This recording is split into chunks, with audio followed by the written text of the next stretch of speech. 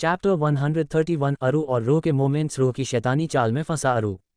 तभी रो बिना अपनी पलकें झपकाए सीधा अरु की तरफ देखती है और फिर उसकी आंखों में देखते हुए उससे कहती है, Aru I need you now please. Ro की बात सुनने के बाद अरु रो के गालों को सहलाते हुए उससे पूछता है, परी आर यो शो बच्चे, क्योंकि मैं आपको हर्ट नहीं करना चाहता। तभी रो अरु का हाथ पकड़ते हुए उससे कहती है, अरु आप मुझे हर्ट नहीं करते हो और वो तो आपका प्यार है और आपके प्यार से मैं कैसे हर्ट हो सकती हूँ, तो प्लीज़। तभी अरु रो के माथे पर किस करते हुए उससे कहता है, आए कनो बेबी सो में आए। रो बस अपनी पलकें झपकाती है और अगले ही पल रो के गुलाब की पंखुड़ियों जैसे सॉफ्ट होंठ अरु के थोड़े रफ होंठों की गिरफ्त में होते हैं।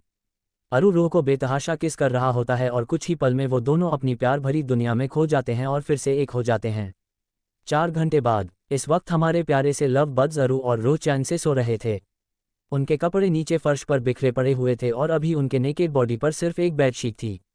तभी अचानक से अरु का फ़ोन बजने लगता है, जिसकी वजह से उन दोनों की नींद टूट जाती है और वो दोनों ही उठ जाते हैं। तभी अरु अपना मुंह बनाते हुए उस कॉल को रिसीव करता है और अपनी थोड़ी सी चिड़ी हुई आवाज़ में कहता है, बोलो जॉन। तभी आगे से जॉन अरु को जो कुछ भी बताता है उसे सुनकर अरु के चेहरे पर एक बेहद ही गंदी पर डरावनी शैतानी स्माइल आती है। तभी अरु अपनी प्लेन आवाज़ में जॉन से कहता है, ओके मैं अभी आधे घंटे में वहाँ पहुँच रहा हूँ, तब तक तुम संभाल लो। इतना कहकर अरु फ़ोन कट करता है और रो की तरफ देखता है, जो अभी उसकी तरफ ही देख रही थी। तभी अरु रो के माथे पर किस करते हुए अपनी थोड़ी चिंता भरी आवाज़ में उससे पूछता है, परी आप ठीक हो बेटा। तभी रो अपना सिर हिलाते हुए एक प्यारी सी स्माइल के साथ अरु से कहती है, डोंट वरी अरु मैं बिल्कुल ठीक हूँ। पर क्या हुआ और क्या बोला जॉनी भाई ने? रो का सवाल सुनकर अरु रो से कहता है, प्रिंसेस मुझे एक अर्जेंट काम है तो मुझे अभी जाना होगा। तभी रो हंसते हुए अरु से कहती है, कोई बात नहीं आप चले जाओ, मैं आपको रोकूंगी नहीं। तभी अरु रो को हक करते हुए उससे कहता है, मुझे पता है मेरी जान क्योंकि आप गुड बेबी हो। पर तभी अचानक से अरु को कुछ याद आता है और उसकी आंखें बड़ी बड़ी हो जाती हैं। तभी अरु अपना सिर पकड़ते हुए कहता है, शीट यार, मैं इतनी बड़ी गलती कैसे कर सकता हूँ। अरु को ऐसे देखकर रो कंफ्यूज हो जाती हैं। तभी रो थोड़ी डरी सहमी सी आवाज़ में अरु से पूछती है, अरु क्या हुआ है और आप अचानक से इतने परेशान क्यों लग रहे हो? कुछ गड़बड़ हो गई है क्या? तभी अरु रो की तरफ देखता है और फिर अपनी चिंता और गिल्ट भरी आवाज़ में रो से कहता है, हाँ बच्चे बहुत बड़ी गड़बड़ हो गई है। Actually I didn't use protection before loving you, sorry princess. पता नहीं मेरे दिमाग से ये बात कैसे निकल गई। हमेशा मैं इस बात का बहुत ध्यान रखता हूँ पर इस बार भूल गया। कोई बात नहीं मेरे पास पिल्स है, मैं वो आपको खिला देता हूँ। इतना कहकर अरु बेड पर से उठता है और फिर अपनी कमर को एक टॉवल से कवर करने के बाद उसकी ही रूम में रखे कबोर्ड की तरफ जाता है। तो इधर रो बेड पर उठकर बैठती है और पास में ही पड़ी अरु की शर्ट को पहन लेती हैं। तभी रो अपने मन में कुछ सोचने लगती है, मुझे बेबी चाहिए, पर अरु इतनी जल्दी नहीं मानेंगे इसीलिए वो हमेशा केयरफुल रहते हैं, पर इस बार उनके दिमाग से ये बात निकल गई। इसका मतलब ये चांस है मेरे पास अगर मैंने गोली नहीं खाई तो। ये शायद बाबाजी भी यही चाहते हैं, तभी तो अरु प्रोटेक्शन यूज़ करना भूल गए। रो अगर तुझे तेरा बेबी चाहिए तो तुझे उस गंदी सी पिल से बचना होगा, पर कैसे? क्योंकि मुझे पता है कि अरु मुझे उनके आगे मेडिसिन खिलाए बिना कहीं नहीं जाएंगे। बाबाजी प्लीज़ अब आप ही कोई तिगड़म लगाइए प्लीज़। रो अपने ही ख्यालों में खोई हुई थी कि तभी अरु वहां आता है और फिर रो की तरफ देखते हुए उससे कहता है, प्रिंसेस चलो मुंह खोलो। तभी रो अपनी प्यारी सी शक्ल बनाते हुए अरु से कहती है, अरु आप ये मुझे दे दो, मैं खा लूँगी। तब तक आप जाकर रेडी हो जाओ, आपको जाना भी तो है ना। तभी अरु कुछ 1 या फिर 2 मिनटों तक रो की तरफ देखता है। अरु को ऐसे देखकर लग रहा था कि वो रो के फेस एक्सप्रेशंस को रीड करने की कोशिश कर रहा था। तभी अरु अपनी दोनों आईब्रो को उठाते हुए उससे कहता है, नहीं, मैं ये आपको नहीं दूंगा क्योंकि मुझे पता है आपकी और मेडिसिन की जानी दुश्मनी है, तो अभी आप चुपचाप आ करो, मैं खिला रहा हूँ ना आपको। तभी रो अपना मुंह बनाती हैं और उसे मुंह बनाता हुआ देखकर अरु रो से कुछ कहने ही वाला होता है कि तभी अरु का फ़ोन बजता है। अरु जब अपने फ़ोन पर कॉलर देखता है तो तभी उसके एक्सप्रेशंस डार्क हो जाते हैं। उसी मौके का फ़ायदा उठाते हुए रो अरु से कहती है, अरु आप मुझे ये गोली दे दो, मैं इसे खा लूँगी। आप पहले अपना फ़ोन उठाओ, देखो कोई अर्जेंट काम होगा तो। तभी अरु रो की तरफ देखते हुए अपनी प्लेन आवाज़ में उससे पूछता है, पक्का आप ये पिल खाओगे बच्चे? तभी रो सिर्फ अपना सिर हिलाती है और फिर अरु रो को वो पिल पकड़ा देता है और खुद अपना फ़ोन उठाते हुए बालकनी की तरफ चला जाता है। अरु के बालकनी में जाते ही रो झट से उस पिल को क्रश करके उसे डस्टबिन में डाल देती हैं, क्योंकि उसे पता था कि अरु कितना ज़्यादा स्मार्ट है। अगर रूह उस पिल को वैसे ही डस्टबिन में डालती तो अरु देख ही लेता, पर अभी रूह ने उस पिल को क्रश कर दिया और ऊपर से वो गोली इतनी छोटी सी थी कि अरु को पता चलने का कोई चांस ही नहीं था। तभी रूह झट से अपने हाथों को क्लीन करती है और ग्लास में पड़ा हुआ पानी पी लेती हैं। जब रो बालकनी की तरफ देखती है और जब उसे ये महसूस होता है कि अरु आने वाला है, तभी वो अपना झूठा गंदा सा मुंह बनाती है ताकि अरु को लगे कि रो का ये मुंह उस गोली की वजह से बना हुआ है। जब अरु रूम में आता है तभी उसकी नज़र रो पर पड़ती है जो अपना मुंह फुलाए हुए बैठी थी। रो को ऐसे देखकर अरु रो से पूछता है, खाली आपने वो गोली? तभी रो अरु पर अपना झूठा गुस्सा निकालते हुए उससे कहती है, जाओ, मुझे आपसे बात नहीं करनी। तभी अरु रो के गाल पर किस करते हुए उससे कहता है, सॉरी बच्चे, अगर मैं अलर्ट रहता तो आपको वो गोली नहीं खानी पड़ती। मैं आपके साथ कोई भी रिस्क नहीं लेना चाहता, इसीलिए मैंने आपको वो मेडिसिन दी ना। अभी चलो, मुझे एक स्माइल दो, फिर मुझे जल्दी से निकलना भी तो है। पहले रो तो नहीं मानती पर फिर मान जाती हैं। कुछ देर बाद अरु पूरी तरह से रेडी होकर रो के पास आता है और रो के माथे पर किस करते हुए उससे कहता है, परी, मैं निकल रहा हूँ। मुझे पता है कि आपको अभी भी पेन हो रहा होगा, पर यह बात आप मुझे बताओगे नहीं, तो अभी थोड़ी देर आप सो जाओ। जब आपको लगे कि आप बेटर फील कर रहे हो तभी जाकर आप बेड से नीचे उतरना और फ्रेश होकर नीचे जाना। तब तक के लिए रेस्ट करो मेरी जान, और थैंक यू सो मच बच्चे। अरु एक बार रो के होंठों पर एक डिप किस करता है और फिर वहां से चला जाता है। वैसे अरु ने रो को आराम करने के लिए बोला था, पर क्या वो सच में आराम करने वाली थी? नहीं। अरु के जाते ही रो बेड पर से उठती हैं और फिर धीरे धीरे बाथरूम में जाती हैं। आधे घंटे बाद रो पूरी तरह से रेडी होकर नीचे आती हैं और देखती है कि अरु को छोड़कर पूरी मल्होत्रा फैमिली हॉल में मौजूद थी। वो लोग आपस में बातें कर रहे थे। तभी रो जाकर रोहन के पास बैठती है और अपनी एक बड़ी सी स्माइल के साथ उन सब से कहती है, हाय गाइज। तभी सब भी रो को हेलो बोलते हैं। तभी रोहन रो की तरफ देखते हुए उससे कहता है, आज आपने अरु और खुद के लिए जो स्टैंड लिया था उस रिपोर्टर के आगे, उससे हम सब बहुत खुश है परी। आप हमेशा ऐसे ही बहादुरी से सबको उनका मुंहतोड़ जवाब देना, और एक बात ध्यान में रखना कि इसमें हम सब आपके साथ है। तभी दादी रोहन से कहती है, हमारे सभी बच्चे बहुत स्ट्रांग है रोहन। भले ही परी अभी फिजिकली थोड़ी सी वीक है, पर मुझे पूरा भरोसा है कि एक दिन मेरी बच्ची सभी चीज़ों में बहुत स्ट्रांग होगी, बिल्कुल अपने अरु की तरह। तभी रो एक बड़ी सी स्माइल के साथ दादी से कहती है, हाँ दादी, मैं भी आपकी बात से सहमत हूँ और मुझे भी अरु की तरह बनाना है। कितने स्ट्रांग है वो, उनकी बॉडी भी स्ट्रांग है। रो की बात सुनकर वो सब एक दूसरे की तरफ देखते हैं। तभी दादू अपनी पलकें झपकाते हैं। तभी रोहन रो की तरफ देखते हुए उससे कहता है, प्रिंसेस, हमें आपको कुछ बताना है और ये अरु से रिलेटेड है। रोहन की बात सुनते ही रो एकदम से अलर्ट हो जाती हैं और रोहन से पूछती है, क्या पापा? तभी रोहन रो का हाथ पकड़ते हुए उससे कहता है, पहले आप प्रॉमिस करो कि ये बात सुनने के बाद आप उदास नहीं होगे या फिर रोओगे नहीं। रोहन की बात सुनकर अभी रो को थोड़ा डर लग रहा था, पर तभी रो अपने डर को साइड में रखते हुए रोहन से कहती है, हाँ पापा, मैं उदास नहीं होऊंगी या फिर रोऊंगी नहीं, आप मुझे बताइए। चैप्टर 132 अरु के दिल में होल था। अरु का शैतानी रूप और उन तीनों जय, विक्रम और सूरज की मौत का काउंट। तभी रोहन रो का हाथ पकड़ते हुए उससे कहता है, आप अभी जिस अरु को देख रहे हो वो पहले ऐसा नहीं था। जब अरु हुआ था तभी हमें कुछ भी पता नहीं चला, पर जब वो 15 साल का था तभी हमें एक ऐसी बात पता चली जिसने हम सबको पूरी तरह से हिला दिया था। असल में अरु के दिल में एक होल था। रोहन की बात सुनकर रो पूरी तरह से शॉक हो जाती हैं, तो वही आरती माही को हक करके रो रही थी। उस बात को याद करके अभी सबकी आंखें नम हो गई थी। तभी रो कांपते हुए रोहन से पूछती है, अरु के दिल में छेद? तभी रोहन अपना सिर हिलाते हुए रो को आगे बताता है, हाँ बेटा, उसके दिल में एक छेद था और हमें पहले इस बात की कोई भी खबर नहीं थी कि उनकी अरु ने ऐसे कोई भी साइन दिए ही नहीं कि जिससे हमें कुछ पता चले। पर जब अरु 15 साल का था तभी अचानक से उसकी तबीयत खराब हुई, और इतनी हुई कि उस छोटे से बच्चे ही हार्ट सर्जरी करनी पड़ी, क्योंकि उसकी जान बचाने का यही एक रास्ता था। उस एक साल में मेरा बेटा पूरी तरह से कमज़ोर हो चुका था, पर फिर भी उसने अपनी हिम्मत नहीं हारी। अरु जब पूरी तरह से रिकवर हुआ तब फिर से उसने अपनी लाइफ स्टार्ट की, और आज देखो वो इतना स्ट्रांग है कि उसे देखकर कोई ये नहीं बोल सकता कि उस बच्चे ने उसके लाइफ की इतनी बड़ी चुनौती को पार किया होगा। परी, आपको भी आपके अरु की तरह स्ट्रांग बनना है ना? तभी रो अपने आंसू साफ करती है और एक बड़ी सी स्माइल के साथ रोहन से कहती है, हाँ पापा, मुझे भी उनकी तरह बनना है और उसके लिए मैं कुछ भी करूंगी। तभी रोहन रो को हक करता है और उसके माथे पर किस करते हुए उससे कहता है, ये हुई ना बात प्रिंसेस। रो भी रोहन को हक करती हैं, तो वही सभी रो को देखकर खुश होते हैं।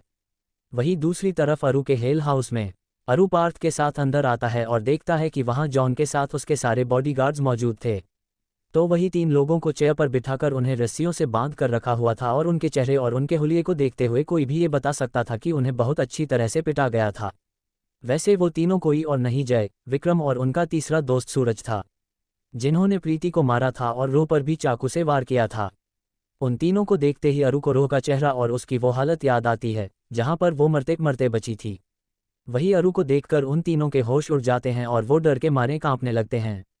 तभी सूरज अरु की तरफ देखते हुए अपनी डरी सहमी सी आवाज में कहता है, अरहान मल्होत्रा। तभी अरु उसकी और साथ ही साथ जय और विक्रम की तरफ देखते हुए उनसे कहता है, हाँ अरहान मल्होत्रा, और इन शॉर्ट तुम्हारी मौत। उन तीनों को देखते ही अरु तो अपने शैतानी रूप में आ जाता है, पर पार्थ भी अपने खौफनाक अवतार में आता है कि उनकी रूह उसकी भी तो कमजोरी थी ना। तभी अरु उसका सबसे फेवरेट चाकू लेता है और फिर उस विक्रम की तरफ आता है। तभी अरु जॉन की तरफ देखते हुए अपनी प्लेन आवाज में उससे पूछता है, तो जॉन बताओ, ये वही है ना जो मेरी रूह की जिंदगी बर्बाद करने की प्लानिंग कर रहा था। तभी जॉन उस विक्रम को घूरते हुए अरु से कहता है, ये सर ये वही है, और उसके साथ उसके लेफ्ट में बैठा उसका दोस्त भी था जो उस दिन प्रिंसेस को धमकाने में उसका साथ दे रहा था। तभी पार्थ भी एक चाकू उठाता है और जय के पास आता है। तभी पार्थ जय के गले पर चाकू रखते हुए अपनी डरावनी आवाज में उससे कहता है, तो तुम्हारी वजह से मेरी प्रिंसेस की हालत इतनी खराब हो गई थी, मैं तुम्हें जिंदा नहीं छोड़ूंगा। इससे पहले कि पार्थ आगे कुछ भी करता, अरु पार्थ को रोकता है। तभी अरु पार्थ की तरफ देखते हुए उससे कहता है, ये आप क्या कर रहे हो भाई? जिसने हमारी प्रिंसेस को इतना तड़पाया है, इतनी तकलीफ दी है, आप उसे ऐसे ही इतनी आसान मौत दे दोगे? हमें परी के एक एक आंसू का बदला इनसे लेना है, और मैं तो इन तीनों को ऐसी भयानक मौत दूंगा कि ये कभी और किसी भी जन्म में अरहान मल्होत्रा से टकराने की हिम्मत नहीं करेंगे। तभी पार्थ भी अरु की बात से सहमत होते हुए अरु से कहता है, हाँ यार अरु, तू बिल्कुल ठीक कह रहा है। जिसने हमारी जान को इतना तड़पाया है और जिसकी वजह से उसे इतने भयानक पैनिक अटैक्स आते हैं, उन्हें हम इतनी आसान मौत कैसे दे दे? उस दिन तो हमने रूह को हमेशा के लिए खो ही दिया होता, पर तेरी और ऋषि की वजह से वो हमारे साथ सही सलामत है, पर जिसकी वजह से वो मौत के दरवाजे तक पहुंची, उन्हें हम कैसे जाने दे? इन तीनों को तो ऐसी बदतर मौत मिलेगी जिसके बारे में इन लोगों ने कभी अपने बुरे से बुरे सपने में भी नहीं सोचा होगा। पार्थ की बात सुनकर वो तीनों बहुत डर जाते हैं, तो वही अरु और जॉन के चेहरे पर एक शैतानी स्माइल आती है। तभी जय अपनी डरी सहमी सी आवाज में उन दोनों से पूछता है, हमने आपका क्या बिगाड़ा है सर, और आप क्यों हमें मारना चाहते हो? क्या रिलेशन है आप दोनों का उस रूही से जिसकी वजह से आप हमारी जान लेना चाहते हो? तभी जय की बात सुनते ही अरु ज्वालामुखी की तरह फटते हुए उस जय को एक बहुत ही जोरदार पंच मारता है। अरु के एक ही पंच की वजह से जय की नाक और मुंह से खून निकलने लगता है। तभी अरु उस जय के जबड़े को अपने हाथ में पकड़कर उसे दबाता है, जिसकी वजह से अभी जय की चीख निकलने लगती है। तभी अरु जय की तरफ देखते हुए अपनी बेहद ही सर्द आवाज में उससे कहता है, अगर फिर से अपनी गंदी जुबान से मेरी रूह का नाम भी लिया ना तूने, तो तेरी जुबान काट दूंगा मैं, याद रख। अभी रही बात तो मेरा और रूह का क्या रिलेशन है, तो वो वाइफ है मेरी मिसेस रूही अरहान मल्होत्रा, और इनकी पार्थ छोटी बहन। रूह हम दोनों की जितनी कमजोरी है उतनी ताकत भी, और तुम तीनों ने उसे ही अपना टारगेट बनाया। अरु की बात सुनकर उन तीनों की आंखें फटी की फटी और मुंह खुला का खुला ही रह जाता है। पूरी दुनिया के साथ साथ उन तीनों को भी पता था कि अरु उसके फैमिली के लिए कितना ज़्यादा पॉजिटिव है। अगर तुमने गलती से भी उसकी फैमिली को चोट पहुंचाने की कोशिश की तो वो तुम्हारा इस धरती से नामो निशान मिटा देगा, और ऐसा करने के लिए उसे 2 सेकंड्स का टाइम भी नहीं लगेगा। तभी विक्रम अपने सदमे वाली स्टेज से बाहर आते हुए अरु की तरफ देखता है और फिर अपनी घबराई हुई आवाज़ में उससे कहता है, अरहान सर, हमें सच में नहीं पता था कि वो आपसे रिलेटेड है। तभी अरु अचानक से उस विक्रम के गले पर अपनी बहुत की टाइट पकड़ बनाता है, जिसकी वजह से विक्रम का दम घुटने लगता है, पर अरु को कोई फर्क नहीं पड़ता। तभी अरु किसी जख्मी शेर की तरह विक्रम पर गुर्राते हुए उससे कहता है, पता नहीं था का क्या मतलब है?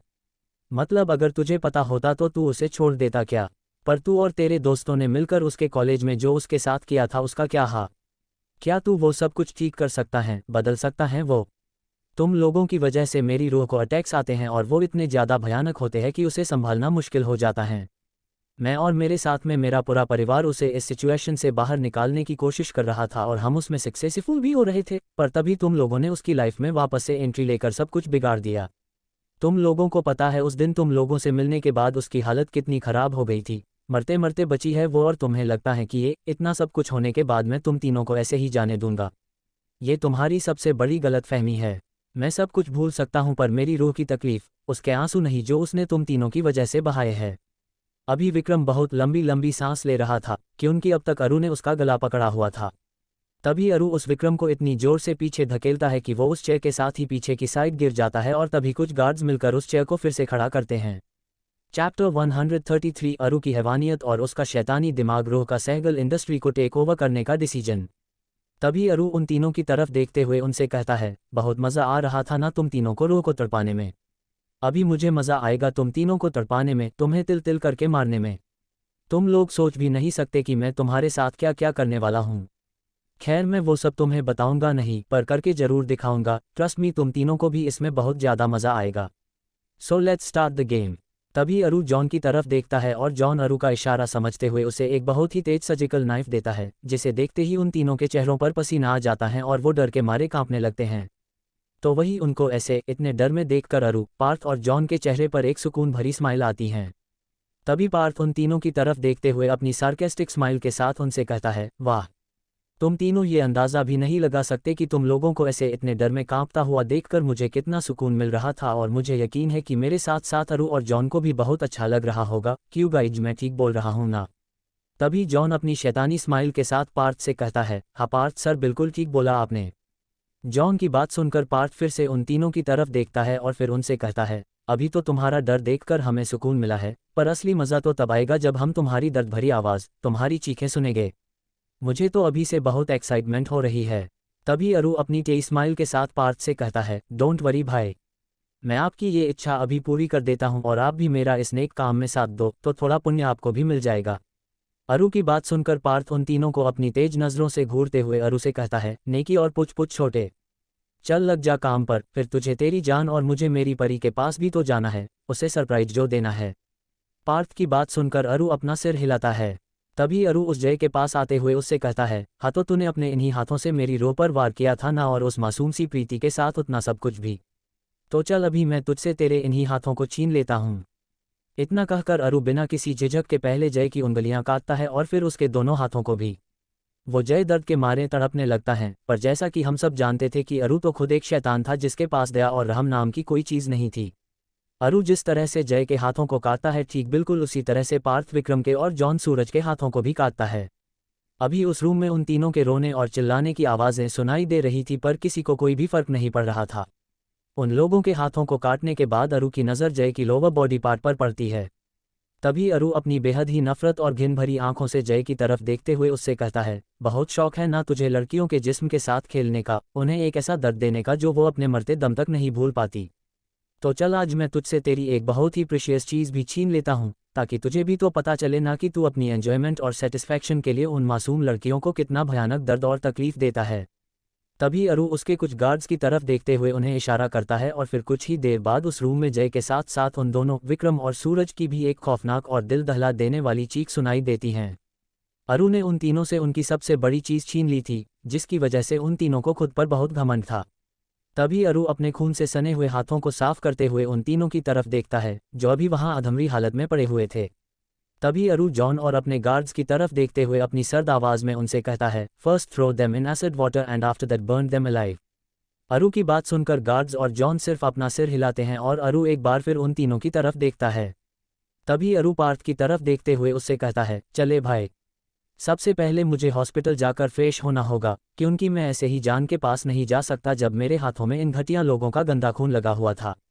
तभी पार्थ अरु की तरफ देखते हुए उससे कहता है, अरे तो इसके लिए हॉस्पिटल जाने की क्या ज़रूरत है अरु, तू मेरे साथ घर चल, वहाँ हम दोनों फ्रेश हो जाएंगे, और वैसे केएम में तेरे कुछ कपड़े भी है तो तुझे परेशानी नहीं होगी। केएम में सबको पता है कि हम दोनों यहाँ आए थे, तो उन्हें कुछ बताने की ज़रूरत भी नहीं पड़ेगी, और वैसे भी मॉम तुझे याद कर रही थी, तो इसी बहाने तू अपनी प्यारी सी मॉम से भी मिल लेना। अभी चल। तभी अरु भी पार्थ की बातों से पूरी तरह से सहमत होते हुए उससे कहता है, हाँ ये ठीक रहेगा भाई, हम दोनों केएम ही चलते हैं। इतना कहकर वो दोनों ही वहां से निकल जाते हैं और इधर जॉन और बाकी सब गार्ड्स उन तीनों के साथ बिल्कुल वही करते हैं जो अरु ने उन्हें बोला था। मल्होत्रा हाउस में इस वक्त रू हॉल में अपना लैपटॉप लेकर बैठी हुई थी, और उसके अलावा हॉल में दादी और रिया भी थे। दादू के साथ साथ सभी जैंट्स अभी घर पर नहीं थे और आरती पंखू के साथ कुछ काम से बाहर गई थी। रोह उसके लैपटॉप पर कुछ काम कर रही थी, पर तभी उसे कुछ याद आता है और वो गूगल पर कुछ सर्च करने लगती हैं। कुछ आधे घंटे बाद रूह को वो सब कुछ पता चलता है जिसके बारे में उसे पता करना था। तभी उसकी आंखों में पानी आता है और वो उस लैपटॉप स्क्रीन की तरफ देखते हुए रोने लगती हैं। उसे रोता हुआ देखकर दादी और रिया थोड़ा डर जाती हैं। तभी रिया रूह के पास आती हैं और रूह के गाल को पकड़ते हुए उससे पूछती है, परी क्या हुआ, आप ऐसे रो क्यों रहे हो, कुछ तकलीफ है आपको? तभी रूह अपनी लैपटॉप स्क्रीन की तरफ इशारा करती हैं। जब रिया उस स्क्रीन की तरफ देखती है तभी उसकी आंखों में भी हल्की सी नमी आती है। तभी रूह अपने आप को थोड़ा कंट्रोल करते हुए रिया और साथ ही में दादी से कहती है, ये मेरे पापा अबीर की कंपनी है। मुझे मम्मा पापा राघव और साक्षी ने बताया था कि इस कंपनी को खड़ा करने के लिए पापा ने अपनी पूरी ताकत लगा दी थी और कुछ ही सालों में वो सक्सेसफुल भी हो गए थे। उनका नाम टॉप 10 बिजनेसमैन में आता था। सब कुछ एकदम ठीक चल रहा था। पर तभी वो एक्सीडेंट हुआ जिसकी वजह से मेरे मम्मा पापा मुझसे दूर हो गए। पर मुझे पता है पापा, राघव ने बताया था कि जब मैं हुई थी उसके कुछ ही महीनों बाद मेरे पापा ने उनकी सारी प्रॉपर्टी, उनका सारा बिजनेस मेरे नाम कर दिया था। उसे हथियाने के लिए ही मेरे उन चाचा चाची ने मुझे अपने पास रखा था, ताकि मैं वक्त आने पर मेरे नाम पर रखी हुई सारी प्रॉपर्टी उन लोगों के नाम कर दूं। वो लोग शायद मुझे पागल समझते थे, जो मैं अपने पापा की मेहनत, उनका हार्ड वर्क ऐसे ही उन शैतानों को दे देती। पापा ने उनका फ़र्ज पूरा किया, अभी मुझे मेरा फ़र्ज निभाना है। मुझे पापा का पूरा बिजनेस अपने अंडर लेना है ताकि मैं फिर से सैगल इंडस्ट्री को कामयाबी दिला सकूं। रियू भाभी, मैं अभी 18 साल की पूरी हो चुकी हूं, तो क्या अब मैं पापा का बिजनेस संभालने के लायक हूं? रो का सवाल सुनकर रिया पहले दादी की तरफ देखती है और तभी दादी एक छोटी सी स्माइल के साथ अपना सिर हाँ में हिलाती है। तभी रिया रो का हाथ पकड़ते हुए अपनी एक प्यारी सी स्माइल के साथ रो से कहती है, हाँ प्रिंसेस, अभी आप पूरी तरह से इस काबिल को ही आप अपने पापा का बिजनेस संभाल पाओ, और आपने अभी जो भी डिसीजन लिया है ना, उसके लिए मैं दिल से बहुत खुश हूँ। आप इंडिपेंडेंट बनना चाहते हो, खुद से कुछ करना चाहते हो, ये एक बहुत ही अच्छी बात है परी, और आपके इस फैसले में हम सब आपका पूरा साथ देंगे। अगर आपको बिजनेस रिलेटेड कुछ भी हेल्प चाहिए तो आप किसी से भी पूछ सकते हो, और वैसे भी हमारी इतनी बड़ी फैमिली में अरु और ऋषि को छोड़कर सारे के सारे बिजनेस में ही तो है। अभी तो युग, वेद और अक्ष भी उसी की ट्रेनिंग ले रहे हैं, तो आप बिल्कुल बेफिक्र रहिए, आपको कोई भी तकलीफ नहीं होगी और आप बहुत ही जल्द सब कुछ सीख जाओगे। वैसे भी हमारी प्रिंसेस का माइंड बहुत ज़्यादा शार्प है, तो वो बहुत जल्दी सब कुछ सीख जाती हैं। क्यों दादी, सही कहा ना मैंने? रिया की बात सुनकर दादी हंसते हुए उससे कहती है, एकदम सही कहा रियू पुत्र, आखिर मेरी बच्ची है ही इतनी स्मार्ट। वैसे मेरे सभी बच्चे बहुत होशियार हैं, तो मुझे किसी भी बात की चिंता करने की कोई ज़रूरत नहीं है। तभी रूह एक बड़ी सी स्माइल के साथ रिया को हग करती है और उससे कहती है, थैंक यू भाभी और दादी, आई लव यू बोथ। तभी दादी रूह की तरफ देखते हुए उससे कहती है, परी आपने एक बहुत अच्छा फैसला लिया है बेटा, और उसमें हम सब आपके साथ हैं, पर सबसे पहले आपको अरु से बात करनी होगी, तभी जाकर आप आगे कुछ कर पाओगे। तभी रूह अपना सिर हिलाते हुए दादी से कहती है, हाँ दादी, मैं अरु को बिना बताए कुछ कर भी नहीं सकती, क्योंकि वो तो मेरे सबसे बड़े वाले सपोर्ट सिस्टम है ना, और मेरे सपोर्ट सिस्टम के बिना मैं कैसे कुछ कर सकती हूँ। तो अरु के आते ही मैं उन्हें ये बता दूंगी और उनसे पूछ भी लूंगी। चैप्टर 134, रूह का क्यूट और प्यारा सा नया दोस्त। तभी रूह रिया और दादी की तरफ देखते हुए उनसे कहती है, दादी, रियू भाभी, क्या मैं थोड़ी देर के लिए बाहर गार्डन में जाऊं, और अभी तो बाहर धूप भी नहीं है, तो मुझे फीवर भी नहीं होगा और गर्मी भी नहीं लगेगी। क्या मैं जाऊं? मैं गार्डन से बाहर कहीं नहीं जाऊंगी पक्का। रूह की बात रिक्वेस्ट सुनकर उन दोनों के चेहरे पर स्माइल आती हैं। तभी दादी रूह की तरफ देखते हुए उससे कहती है, ठीक है प्रिंसेस, आप बाहर जाओ, पर सिर्फ गार्डन में, वरना आपके अरु हम सब की क्लास लगा देंगे। तभी रूह सोफे पर से उठकर दादी की तरफ आती है और उनके गालों पर किस करते हुए उनसे कहती है, हाँ मेरी स्वीट दादी, आप बिल्कुल भी चिंता मत करो, और मेरे रहते कोई आपकी क्लास नहीं ले सकता। अभी मैं गार्डन में जा रही हूँ, बाय। इतना कहकर रूह वहाँ से बाहर गार्डन में आती हैं।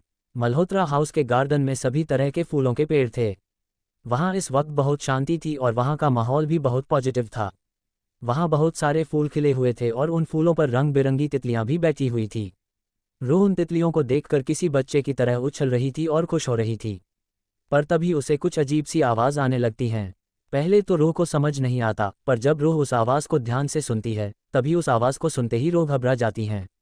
ये आवाज़ असल में झाड़ियों में से आ रही थी, जो अभी रूह को काफ़ी डरा रही थी। उस आवाज़ को सुनते ही रूह घबराई हुई आवाज़ में अपने आप से ही कहती है, रूह, ये आवाज़ तो उन झाड़ियों में से आ रही है, पर वहाँ क्या हो सकता है? अगर वहाँ कुछ खतरा हुआ तो? पर ऐसा भी तो हो सकता है कि जैसे मैं सोच रही हूँ वैसा वहाँ कुछ भी ना हो। जब तक मैं देखूंगी नहीं तब तक मुझे पता कैसे चलेगा, तो क्या मुझे वहाँ चेक करना चाहिए? हाँ रूह, तू तो अरु की स्ट्रॉन्ग प्रिंसेस है और बाबाजी भी तेरे साथ में है, तो उन पर भरोसा रख और देख, बाबाजी तुझे प्रोटेक्ट करेंगे। जो बोले सो निहाल, सत श्री अकाल। बाबाजी आप प्लीज़ मुझे बचा लेना।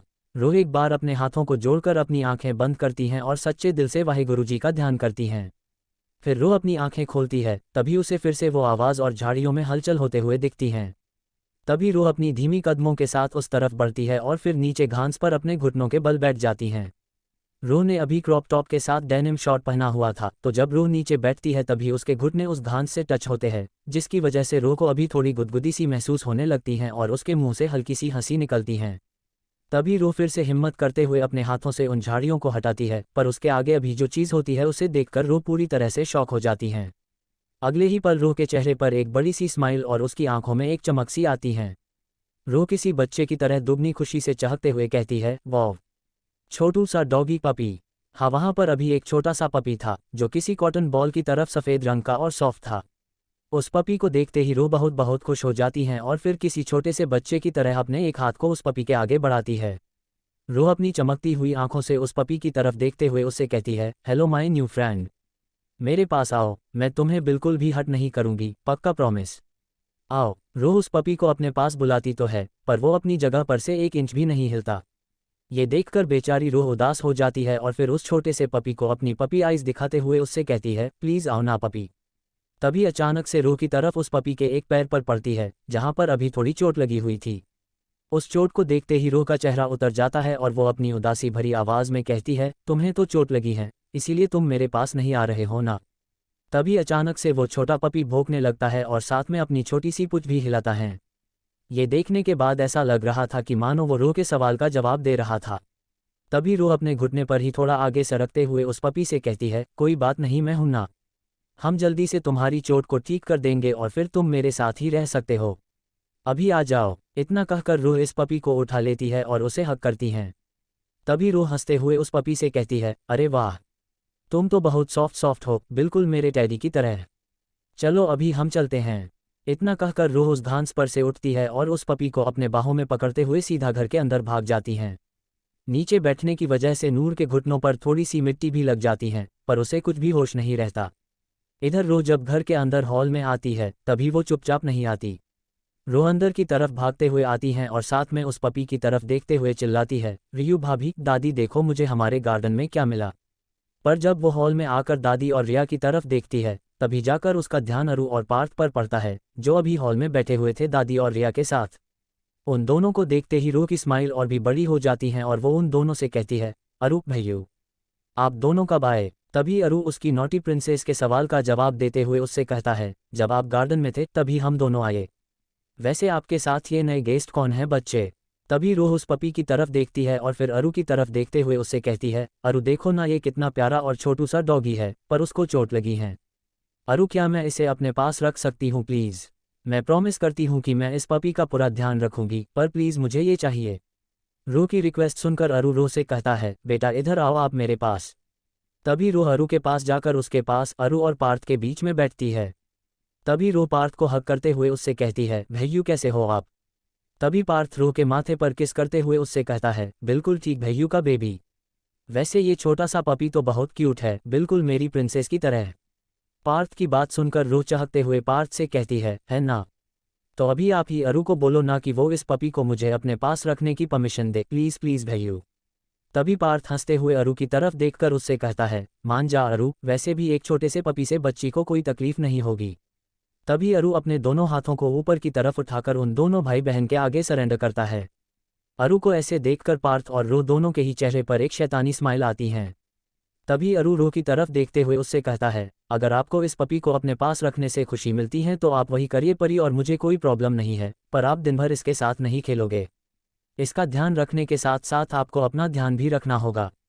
रो अरू की बात सुनकर अपना सिर हाँ में हिलाते हुए अरू से कहती है, हाँ अरू, आप जैसा बोलोगे मैं बिल्कुल वैसा ही करूंगी, पक्का प्रॉमिस। तभी अरू की नज़र रो के घुटनों पर पड़ती है जिस पर अभी मिट्टी लगी हुई थी।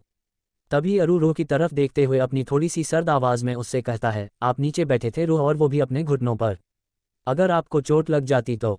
मैंने कितनी बार बोला है आपसे पर आप मेरी नहीं सुनते हो बच्चे। इतना कहकर अरू अपने जेब से अपनी रुमाल निकालता है और फिर रो के दोनों घुटनों से उस मिट्टी को बहुत जेंटली साफ करता है।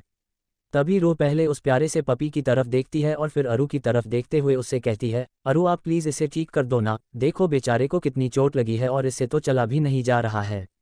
चैप्टर 135 अरू सबसे बेस्ट हब्बी है। रो को लगा अरू और फैमिली से डर। तभी अरू एक सर्वेंट से बोलकर फर्स्ट एड बॉक्स मंगवाता है और फिर बहुत ध्यान से उस छोटे से पपी की ड्रेसिंग कर देता है। तभी रो उस पपी की तरफ देखते हुए उससे कहती है, देखो अभी अरू ने तुम्हारे चोट की ड्रेसिंग भी कर दी तो अभी तुम जल्दी से ठीक हो जाओगे। वो चारों रो की तरफ देखकर स्माइल करते हैं और तभी अरू रो के गाल पर किस करते हुए उससे पूछता है, प्रिंसेस आपने इस क्यूट से पपी को अंदर तो ला लिया, पर क्या आपने इसका कुछ नाम सोचा है। परी आप इसे पपी ही बुलाओगे क्या, आपको इसके लिए एक प्यारा सा नाम भी तो सोचना होगा ना। अरू की बात सुनकर रो अपना क्यूट सा पाउट बनाते हुए उससे कहती है, अरे हाँ, मैंने ये तो सोचा ही नहीं, थैंक यू अरू, आप ना हमेशा ही बिन बोले मेरी सारी प्रॉब्लम सॉल्व कर देते हो, you are the best hubby in this world. Ro की बात सुनकर अरु रो को बैक हग करते हुए उससे कहता है, थैंक यू प्रिंसेस। अगर मैं इस दुनिया का बेस्ट हब्बी हूँ तो आप भी इस दुनिया की सबसे बेस्ट और क्यूट बेबी वाइफ हो। आपके बिना तो मेरी कोई पहचान ही नहीं है ना, और वैसे भी मैं रूही मल्होत्रा का हस्बैंड हूँ, सो थैंक्स टू यू बच्चे। अरु की बात सुनकर रूह उसे अपनी छोटी सी स्माइल देती है। तभी वो छोटा सा पपी अपनी प्यारी सी आवाज़ में भौंकता है और रूह की गोद में बैठकर उससे चिपक जाता है। रूह भी उस प्यारे से पपी को हग कर लेती हैं और वो लोग बस उन्हें ही देख रहे होते हैं। यहाँ तक कि अरु भी रूह को बैक हग करे हुए उसके एक कंधे पर अपनी चिन रखता है और उस पपी को ही देखता है। तभी रूह हंसते हुए पीछे अरु के सीने से चिपकती है और फिर उससे कहती है, अरु ये तो किसी सॉफ्ट सॉफ्ट पिलो की तरह है। मैंने इसके लिए एक नाम सोचा है, ब्रूनो कैसा है? रूह का सवाल सुनकर वो सब स्माइल करते हैं और तभी पार्थ रूह से कहता है, अरे वाह, ये तो बहुत प्यारा नाम है प्रिंसेस। वो सब भी पार्थ की बातों से सहमत होते हैं। तभी अरु रूह की तरफ देखता है और फिर उससे कहता है, परी मैं किसी से बोलकर ब्रूनो के लिए उसके ज़रूरत की सारी चीज़ें मंगवा लेता हूँ ताकि उसे यहाँ कोई भी प्रॉब्लम ना हो, ठीक है? अरु की बात सुनकर रूह एक बड़ी सी स्माइल के साथ अपना सिर हिलाती है और अरु उसके एक गार्ड से कहकर ब्रूनो के लिए उसकी ज़रूरत की सारी चीज़ें मंगवा लेता है।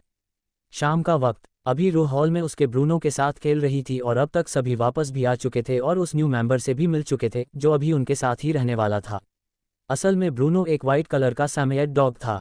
फैमिली में किसी को भी उस छोटे से पपी से कोई भी प्रॉब्लम नहीं थी, उल्टा तो वो सब खुश थे क्योंकि उस डॉग की वजह से उनकी प्रिंसेस बहुत खुश थी और पूरे घर भर में उस डॉग के साथ खेल रही थी, इधर से उधर भाग रही थी। तभी अरु रूह की तरफ आता है और उसे उसकी कमर से पकड़ते हुए रूह से कहता है, बच्चे बस बहुत हो गया। आप तब से खेल रहे हो ब्रूनो के साथ, अभी देखो डिनर का टाइम हो गया है तो आप भी खाना खा लो और ब्रूनो को भी खाने दो। उस बेचारे को भूख लगी होगी ना। अरु की बात सुनते ही रूह अपना सिर हिलाती है। तभी रूह ब्रूनो के सिर पर अपना हाथ फेरते हुए उससे कहती है, ब्रूनो इट्स डिनर टाइम, तो चलो मैं अपना डिनर करती हूँ, तुम अपना करो ओके। रूह के सवाल का जवाब देते हुए ब्रूनो भौंकता है। तभी अरु एक सर्वेंट को इशारा करता है तो वो सर्वेंट ब्रूनो के लिए उसके स्पेशल बाउल में उसका खाना और पानी लेकर आता है और फिर ब्रूनो के आगे वो दोनों बाउल रख देता है। खाना देखते ही ब्रूनो अपना खाना खाने लगता है और उसे देखकर रूह और अरु दोनों के फेस पर एक स्माइल आती है। तभी अरु रूह की तरफ देखते हुए उससे कहता है, परी देखो अभी ब्रूनो भी अपना खाना खा रहा है तो आप जल्दी से जाकर अपने हैंड वॉश करके आओ, फिर खाना खाते हैं। तभी रूह एक स्माइल के साथ अरु से कहती है, मैं अभी गई और अभी आए अरु। इतना कहकर रूह ऊपर उनके रूम की तरफ भागती है और अरु उसे ऐसे भागता हुआ देखकर अपना सिर हिलाता है। ऐसे ही कुछ वक्त बीत जाता है और अभी वो लोग खाना खाकर हॉल में बैठे हुए थे। तभी दादी रूह को कुछ इशारा करती हैं और रूह उसे झट से समझ जाती हैं। रूह को अभी डर भी लगने लगता है कि वो कुछ बोलेंगे तो नहीं, कहीं उसे कोई डांटेगा तो नहीं। तभी रूह दादी की तरफ देखते हुए अपना सिर ना में हिलाती है। रूह का रिएक्शन देखकर दादी सबका ध्यान अपनी तरफ खींचते हुए खुद उनसे कहती है, सब लोग मेरी बात सुनो। परी को तुम सबसे कुछ बात करनी थी, उसे कुछ पूछना था। दादी की बात सुनकर रूह की आंखें बड़ी बड़ी हो जाती हैं, तो वही वो सबके सब रूह की तरफ ही देखने लगते हैं। तभी अरु रूह की तरफ देखता है जो अभी अपना सिर नीचे झुकाए हुए नर्वसनेस की वजह से अपनी उंगलियों से खेल रही होती हैं। अरु अभी रूह के पास ही था तो रूह को ऐसे अपनी उंगलियों से खेलता हुआ देखकर वो झट से समझ गया था कि उसकी प्रिंसेस अभी बहुत नर्वस फील कर रही हैं। तभी अरु उन सब की तरफ देखता है जो रूह को ऐसे देखकर थोड़ा घबराए हुए थे, सिवाय दादी और रिया के। तभी अरु उन सब की तरफ देखते हुए बस अपनी पलकें झपकाता है और वो सभी रिलैक्स हो जाते हैं। तभी अरु रूह के हाथों को अपने हाथों में लेता है और उसके दोनों हाथों पर किस करता है ताकि रूह थोड़ी सी रिलैक्स हो जाए। कुछ देर बाद जब रूह थोड़ी रिलैक्स होती है तभी अरु रूह के छोटे से चेहरे को अपने हाथों में थामते हुए उससे पूछता है, क्या बात है बेटा और आपको हमसे क्या पूछना था? देखो इसमें डरने या घबराने वाली कोई बात ही नहीं है क्योंकि ये आपकी फैमिली है और यहाँ सभी आपके अपने हैं जो आपसे बहुत प्यार करते हैं, है ना? अरु की बात पर रूह अरु की तरफ देखते हुए अपना सिर हिलाती है। तभी अरु रूह के माथे पर किस करते हुए उससे पूछता है, तो अभी आप बिना किसी डर और झिझक के मुझे बताइए कि आपको क्या बात करनी है। अरु की बातों से रूह को हमेशा ही बहुत हिम्मत मिलती थी। अरु हमेशा ही रूह को मोटिवेट करता था और उसे उन चीज़ों के लिए, उन कामों के लिए सपोर्ट करता था जो रूह को बहुत ज़्यादा डिफ़िकल्ट लगती थी। अरु सच में और सही मायने में रूह का सपोर्ट सिस्टम था जो हमेशा उसे आगे पुश करता था, पर कभी उसे अपने या फिर किसी और की वजह से पीछे नहीं खींचता था। अरु तो रूह के लिए बहुत ज़्यादा सपोर्टिव था ही, पर उसकी फैमिली भी कुछ कम नहीं थी। वो लोग भी हमेशा रूह का साथ देते थे और अच्छे कामों के लिए हमेशा ही रूह को बढ़ावा भी देते थे, पर अगर रूह ने कुछ गलत किया तो उसे डांट भी लगाते थे। भले ही रूह मल्होत्रा फैमिली की सबसे छोटी बहू थी, पर उन लोगों ने कभी भी उसे बहू नहीं माना, वो तो उनके लिए उनकी बेटी थी। वैसे तो उनके लिए रिया और पंखू भी उनकी बहुएं कम और उनकी बेटियां ज़्यादा थी, पर रूह उन सबके लिए बहुत स्पेशल थी, बिल्कुल उनके अरु की तरह। रिया और पंखू को भी रू से कभी जलन नहीं होती थी कि सब लोग उसे उन दोनों से ज़्यादा प्यार करते थे। उल्टा वो दोनों जब भी उन्हें वक्त मिलता तब खुद रू को उनके लाड प्यार से बिगाड़ने में कोई कसर नहीं छोड़ती थी। चैप्टर 36 रू का हंस हंस कर हुआ बुरा हाल। तभी रू एक बार दादी और रिया की तरफ देखती है और वो दोनों ही एक छोटी सी स्माइल के साथ अपना अपना सिर हाँ में हिलाते हैं। तभी रू अपनी थोड़ी सी हिम्मत जुटाते हुए पहले अरू की तरफ देखती है और फिर एक बार पूरी फैमिली की तरफ जो अभी रू के कुछ बोलने का ही बड़ी बेसब्री से वेट कर रहे थे। तभी रू अरू का हाथ पकड़ते हुए अपनी डरी हुई आवाज़ में उससे कहती है, अरू वो मुँह, मुझे आपसे मेरे पापा अबीर सहगल के बिजनेस के बारे में बात करनी थी। रू की बात सुनकर तो उन सबको थोड़ा बहुत अंदाज़ा लग गया था कि रू क्या बात करना चाहती है। इस वक्त रू सच में बहुत ज़्यादा घबरा रही थी और अभी उन सब के लिए अगर कुछ ज़रूरी था तो वो था रू को शांत कराना, वरना इस वजह से रू को पैनिक अटैक्स आने के चांसेस थे। तभी अरू रू को हक करता है और उसकी बैक को रब करते हुए अपनी बहुत सॉफ्ट आवाज़ में उससे कहता है, परी अगर आपको उस बारे में बात नहीं करनी तो कोई बात नहीं, पर आप प्लीज़ शांत हो जाइए बच्चे, प्लीज़ रिलैक्स। रू अरू को पकड़ लेती है और थोड़ी देर में वो शांत हो जाती हैं। तभी अरू रू की तरफ देखता है और उसके माथे पर किस करते हुए उससे पूछता है, अभी आप ठीक हो परी? तभी रू अपना सिर हाँ में हिलाती हैं। रू को शांत देखकर अरू उससे पूछता है, Pari are you comfortable with telling us you want us to wait until you feel better? तभी रू अरू का हाथ पकड़ते हुए उससे कहती है, मैं अभी ठीक हूँ अरू और मुझे बताना है। असल में मुझे पापा का बिजनेस टेक ओवर करना है, तो क्या मैं ये कर सकती हूँ और मेरे इस फैसले से आप में से किसी को भी कोई प्रॉब्लम तो नहीं होगी ना? तभी रोहन रू की तरफ देखते हुए अपनी एक स्माइल के साथ उससे कहता है, हमें आपके डिसीजन से कोई भी प्रॉब्लम नहीं है परी। आप जो चाहो वो कर सकते हो और हमारी तरफ से आपको पूरा सपोर्ट मिलेगा। रोहन की बात सुनकर रू के चेहरे पर एक बड़ी सी स्माइल आती है। तभी अरू रू की तरफ देखते हुए उससे पूछता है, प्रिंसेस आप पूरी तरह से श्योर हो और ये आपका फाइनल डिसीजन है? तभी रू अरू के सवाल का जवाब देते हुए उससे कहती है, हाँ अरू, मैं पूरी तरह से श्योर हूँ और मुझे पापा का बिजनेस संभालना है। जिस बिजनेस को खड़ा करने के लिए उन्होंने इतनी मेहनत की उसे मुझे और बड़ा करना है, पर प्रॉब्लम यह है कि मुझे बिजनेस का ज़्यादा नॉलेज नहीं है। तभी अरू बहुत धीरे से रू की नाक खींचते हुए उससे कहता है, अरे तो इसमें परेशानी वाली कोई बात नहीं है, आप उसके लिए किसी की भी हेल्प ले सकते हो और वैसे भी हमारी फैमिली में एक मुझे और ऋषि को छोड़कर सबके सब बिजनेस से ही जुड़े हुए हैं, तो मेरी जान आपको ना इसमें भी बहुत तरह की वैरायटीज़ देखने को मिलेगी। अरू की बात सुनकर रू बहुत जोरों से हंसने लगती हैं, तो वही वो तीनों बाप बेटे रोहन, वीर और माही अरू को घूर घूर कर देखने लगते हैं। उन्हें खुद को ऐसे घूरता हुआ देखकर अरू अपने कंधे को झटकते हुए अपनी बोरिंग सी आवाज़ में उनसे कहता है, क्या आप लोग मुझे ऐसे घूर क्यों रहे हो यार? मैंने तो जो सच है वही बोला है ना, और आपको पता नहीं क्या कि सच बोलना कितने पुण्य का काम होता है? अरू की बात सुनकर माही अपनी आंखों को घुमाकर अपना मुंह बनाते हुए अरू से कहता है, हाँ हाँ, अभी एक तू ही हमारी फैमिली में सच्चाई की मूरत है और बाकी हम सभी तो झूठे हैं ना? तभी अरू अपना क्यूट सा मुंह बनाते हुए माही से कहता है, अबे मुझे कैसे पता होगा भाई कि आप हमेशा झूठ बोलते हो? पर हाँ, मैं हमेशा ही सच बोलता हूँ। अरू की ऐसी बात सुनकर माही अरू को घूरने लगता है, तो वही अरू माही को अपनी सबसे भोली भाली शक्ल दिखाता है। उन दोनों भाइयों के ये ड्रामे देखने के बाद रूह से बिल्कुल भी कंट्रोल नहीं होता और वो अपना पेट पकड़कर जोर जोर से हंसने लगती हैं। रूह के हंसने की आवाज़ सुनकर सभी लोग उसकी तरफ देखने लगते हैं, तो वही माही और अरू भी अपनी नौटंकी छोड़कर उनकी क्यूट और प्यारी सी प्रिंसेस की तरफ ही देखने लगते हैं। रूह उन दोनों के ड्रामे की वजह से इतना ज़्यादा हंस रही थी कि जिसकी वजह से अभी रूह की आंखों में आंसू आ गए थे और उसके पेट में दुख रहा था। तभी रूह हंसते हुए ही अरू की तरफ देखती है और अभी उसकी आंखों से आंसू भी बहने लगते हैं। तभी रूह अरू की तरफ देखकर अपनी रोनी शक्ल बनाते हुए हंसते हंसते ही अरू से कहती है, अरू प्लीज़ मेरी हंसी को रोको ना, मुझे अभी टमी में पेन होने लगा है हंसने की वजह से। रूह की क्यूट सी कंप्लेंट सुनने के बाद अरू झट से रूह के फेस को अपने सीने में छिपा लेता है और फिर बहुत धीरे धीरे उसके बैक को रब करने लगता है।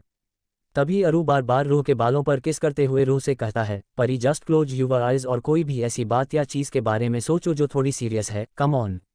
अरू की बात सुनकर रूह अपनी आंखें बंद करती है और फिर एक चीज़ के ऊपर फोकस करती हैं।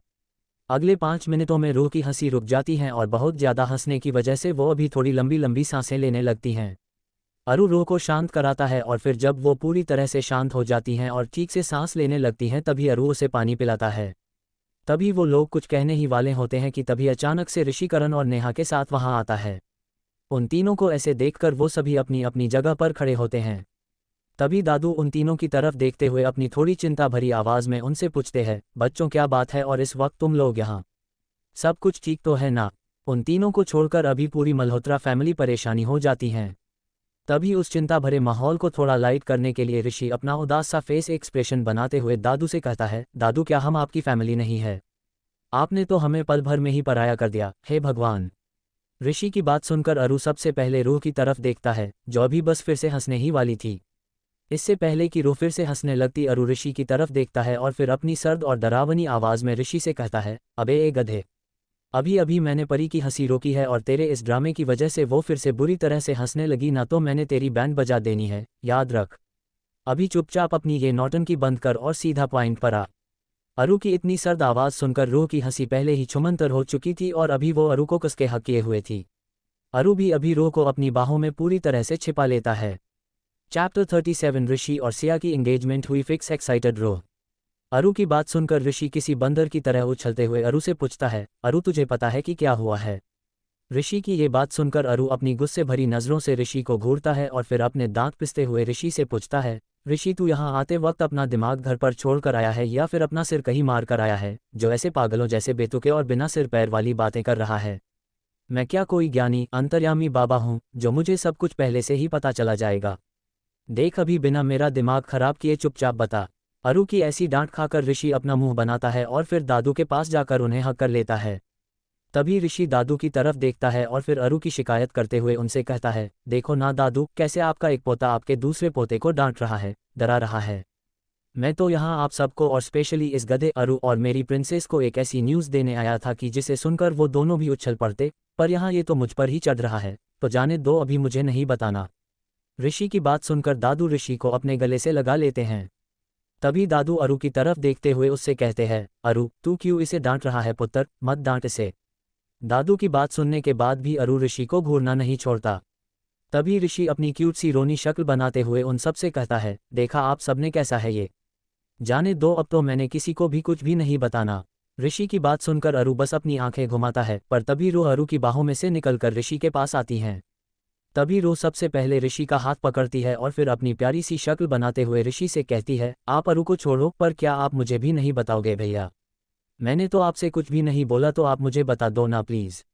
रूह की ऐसी प्यारी सी शक्ल देखकर ऋषि रूह के माथे पर किस करता है और फिर धीरे से उसके गालों को पिंच करते हुए उससे कहता है, मैं आपसे भला कोई बात कैसे छिपा सकता हूँ परी? तो बात यह है कि मैंने और आपकी सीयू दी ने एंगेजमेंट करने का फैसला किया है और अगले हफ्ते हम एंगेजमेंट कर रहे हैं और उसके बाद बहुत जल्दी शादी भी।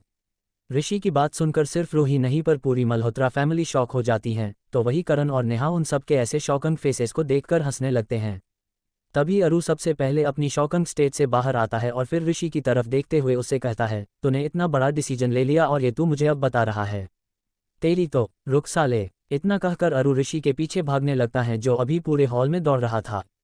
दौड़ते हुए ही ऋषि अरु से कहता है, अरे ऐ मेरे बाप, तू मेरे पीछे क्यों पड़ा है, जबकि मैंने ये बात सबसे पहले तुझे और मल्होत्राज को ही बताई।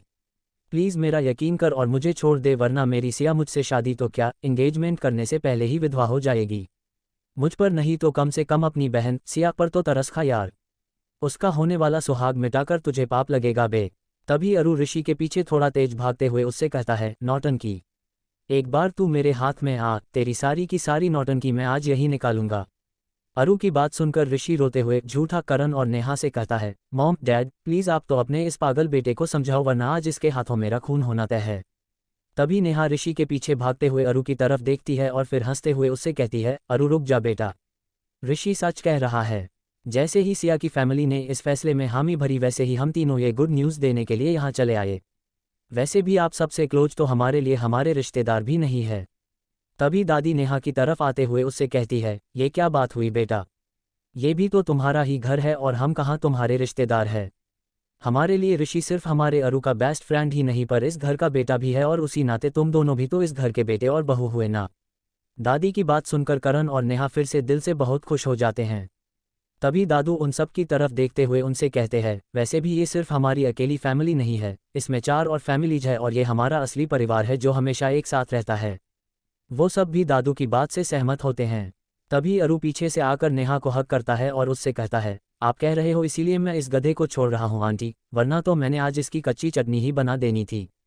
गधा कहीं का, वैसे अब इधर आ। अरु की बात सुनकर ऋषि थोड़ा डरते हुए अरु से पूछता है, तू मुझे मारेगा तो नहीं ना? तेरे हाथ से बहुत लगती हैं यार। तभी अरु ऋषि की तरफ देखते हुए उससे कहता है, अगर तू अभी नहीं आया तो अभी मैं पक्का तुझे मारूंगा। अरु की बात सुनकर बेचारा ऋषि और डर जाता है। तभी आरती धीरे से अरु के कंधे पर मारते हुए उससे कहती है, अरु तू क्यों मेरे बच्चे को डरा रहा है? देख कैसे डर रहा है वो।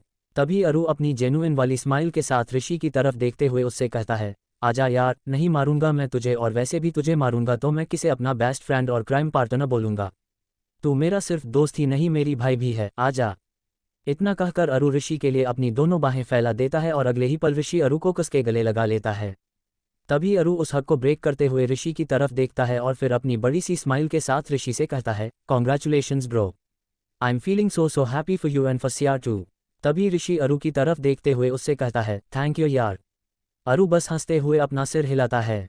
तभी रूह अचानक से किसी बंदर के बच्चे की तरह ऋषि को हक करती है और फिर अपनी बहुत ही ज़्यादा एक्साइटमेंट भरी आवाज़ में ऋषि से कहती है, कॉन्ग्रेचुलेशंस ऋषि भैया, मैं ना बहुत बहुत बहुत ज़्यादा खुश हूँ। ये सभी आपकी और सीयू दी की एंगेजमेंट होगी और मैं उसमें सबसे ज़्यादा मस्ती करूँगी।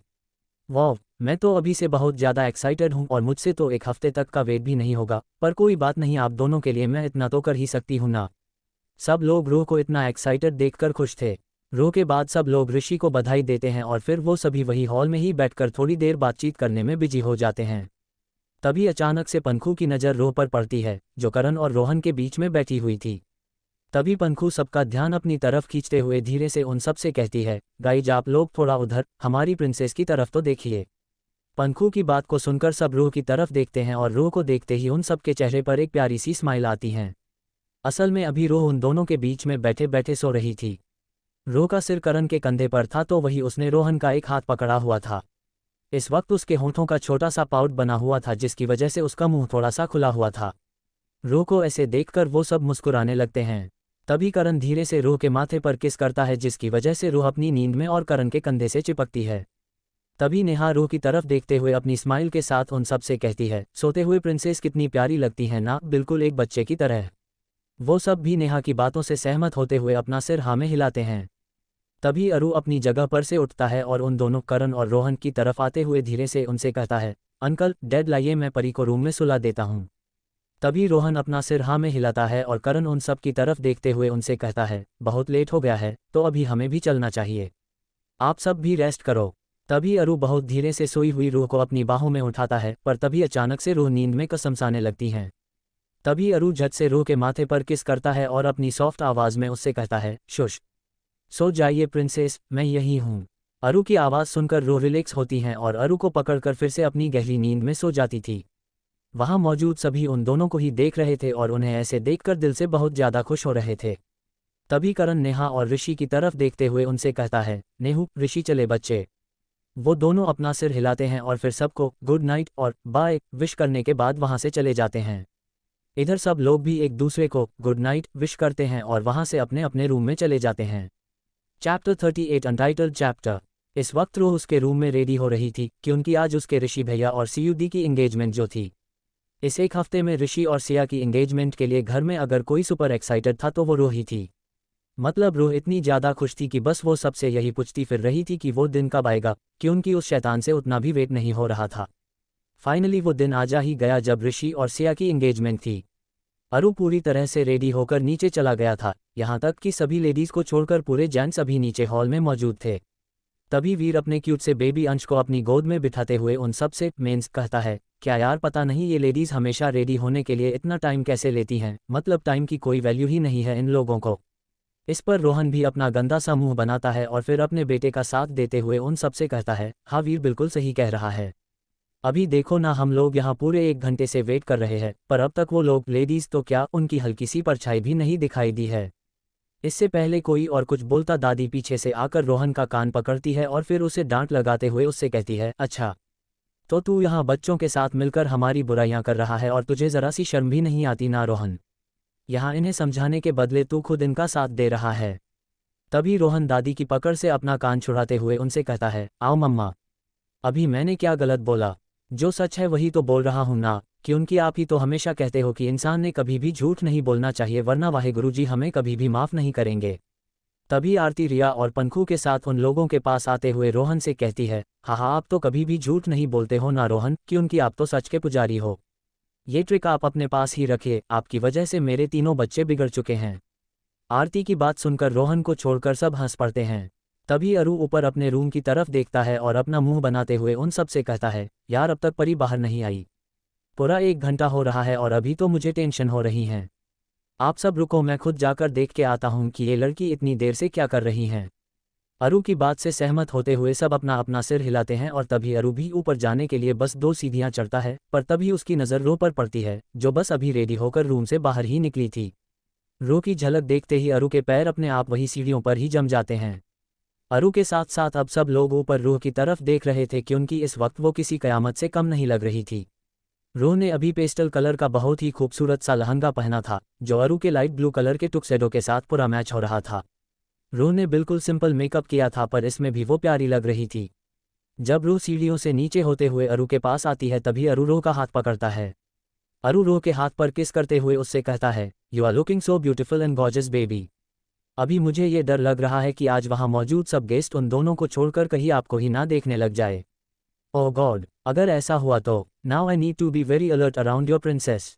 अरु की बात सुनकर रूह हंसने लगती हैं और फिर उन सब की तरफ देखती है जो अभी बस उन दोनों स्वीट कपल को ही देख रहे थे। तभी रूह अरु का हाथ थोड़ा कसके पकड़ते हुए उससे कहती है, जिसे जो करना है वो करने दो, आई डोंट केयर आरू, क्योंकि मुझे पता है कि मुझे प्रोटेक्ट करने के लिए आप हो और आपके साथ साथ मेरी पूरी फैमिली भी है, सो रिलैक्स हब्बी। रूह की बात सुनकर अरु के चेहरे पर एक स्माइल आती है और वो रूह के माथे पर एक किस करता है। तभी अरु उन सब की तरफ देखता है और फिर रूह का हाथ पकड़ के उसे नीचे लाते हुए उन सब से कहता है, अब तो हमारी प्रिंसेस भी आ चुकी है, जिसका हम सब वेट कर रहे थे। तो अभी चले, क्योंकि अगर हमें थोड़ा सा भी लेट हो गया ना तो वो मेरा पागल बेस्ट फ्रेंड और आपका बिगा हुआ बेटा हम सब का ये बोल बोलकर दिमाग खराब कर देगा कि उसके लाइफ के सबसे इंपॉर्टेंट दिन पर हम सब लेट पहुंचे। मुझे ना आज के दिन उस इडियट की कंप्लेंट्स नहीं सुननी है।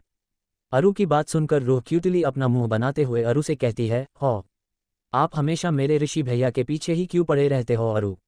वो कितने स्वीट है और एक आप हो, जब देखो तब उनकी बुराइयां ही करते हो, don't you know it is wrong.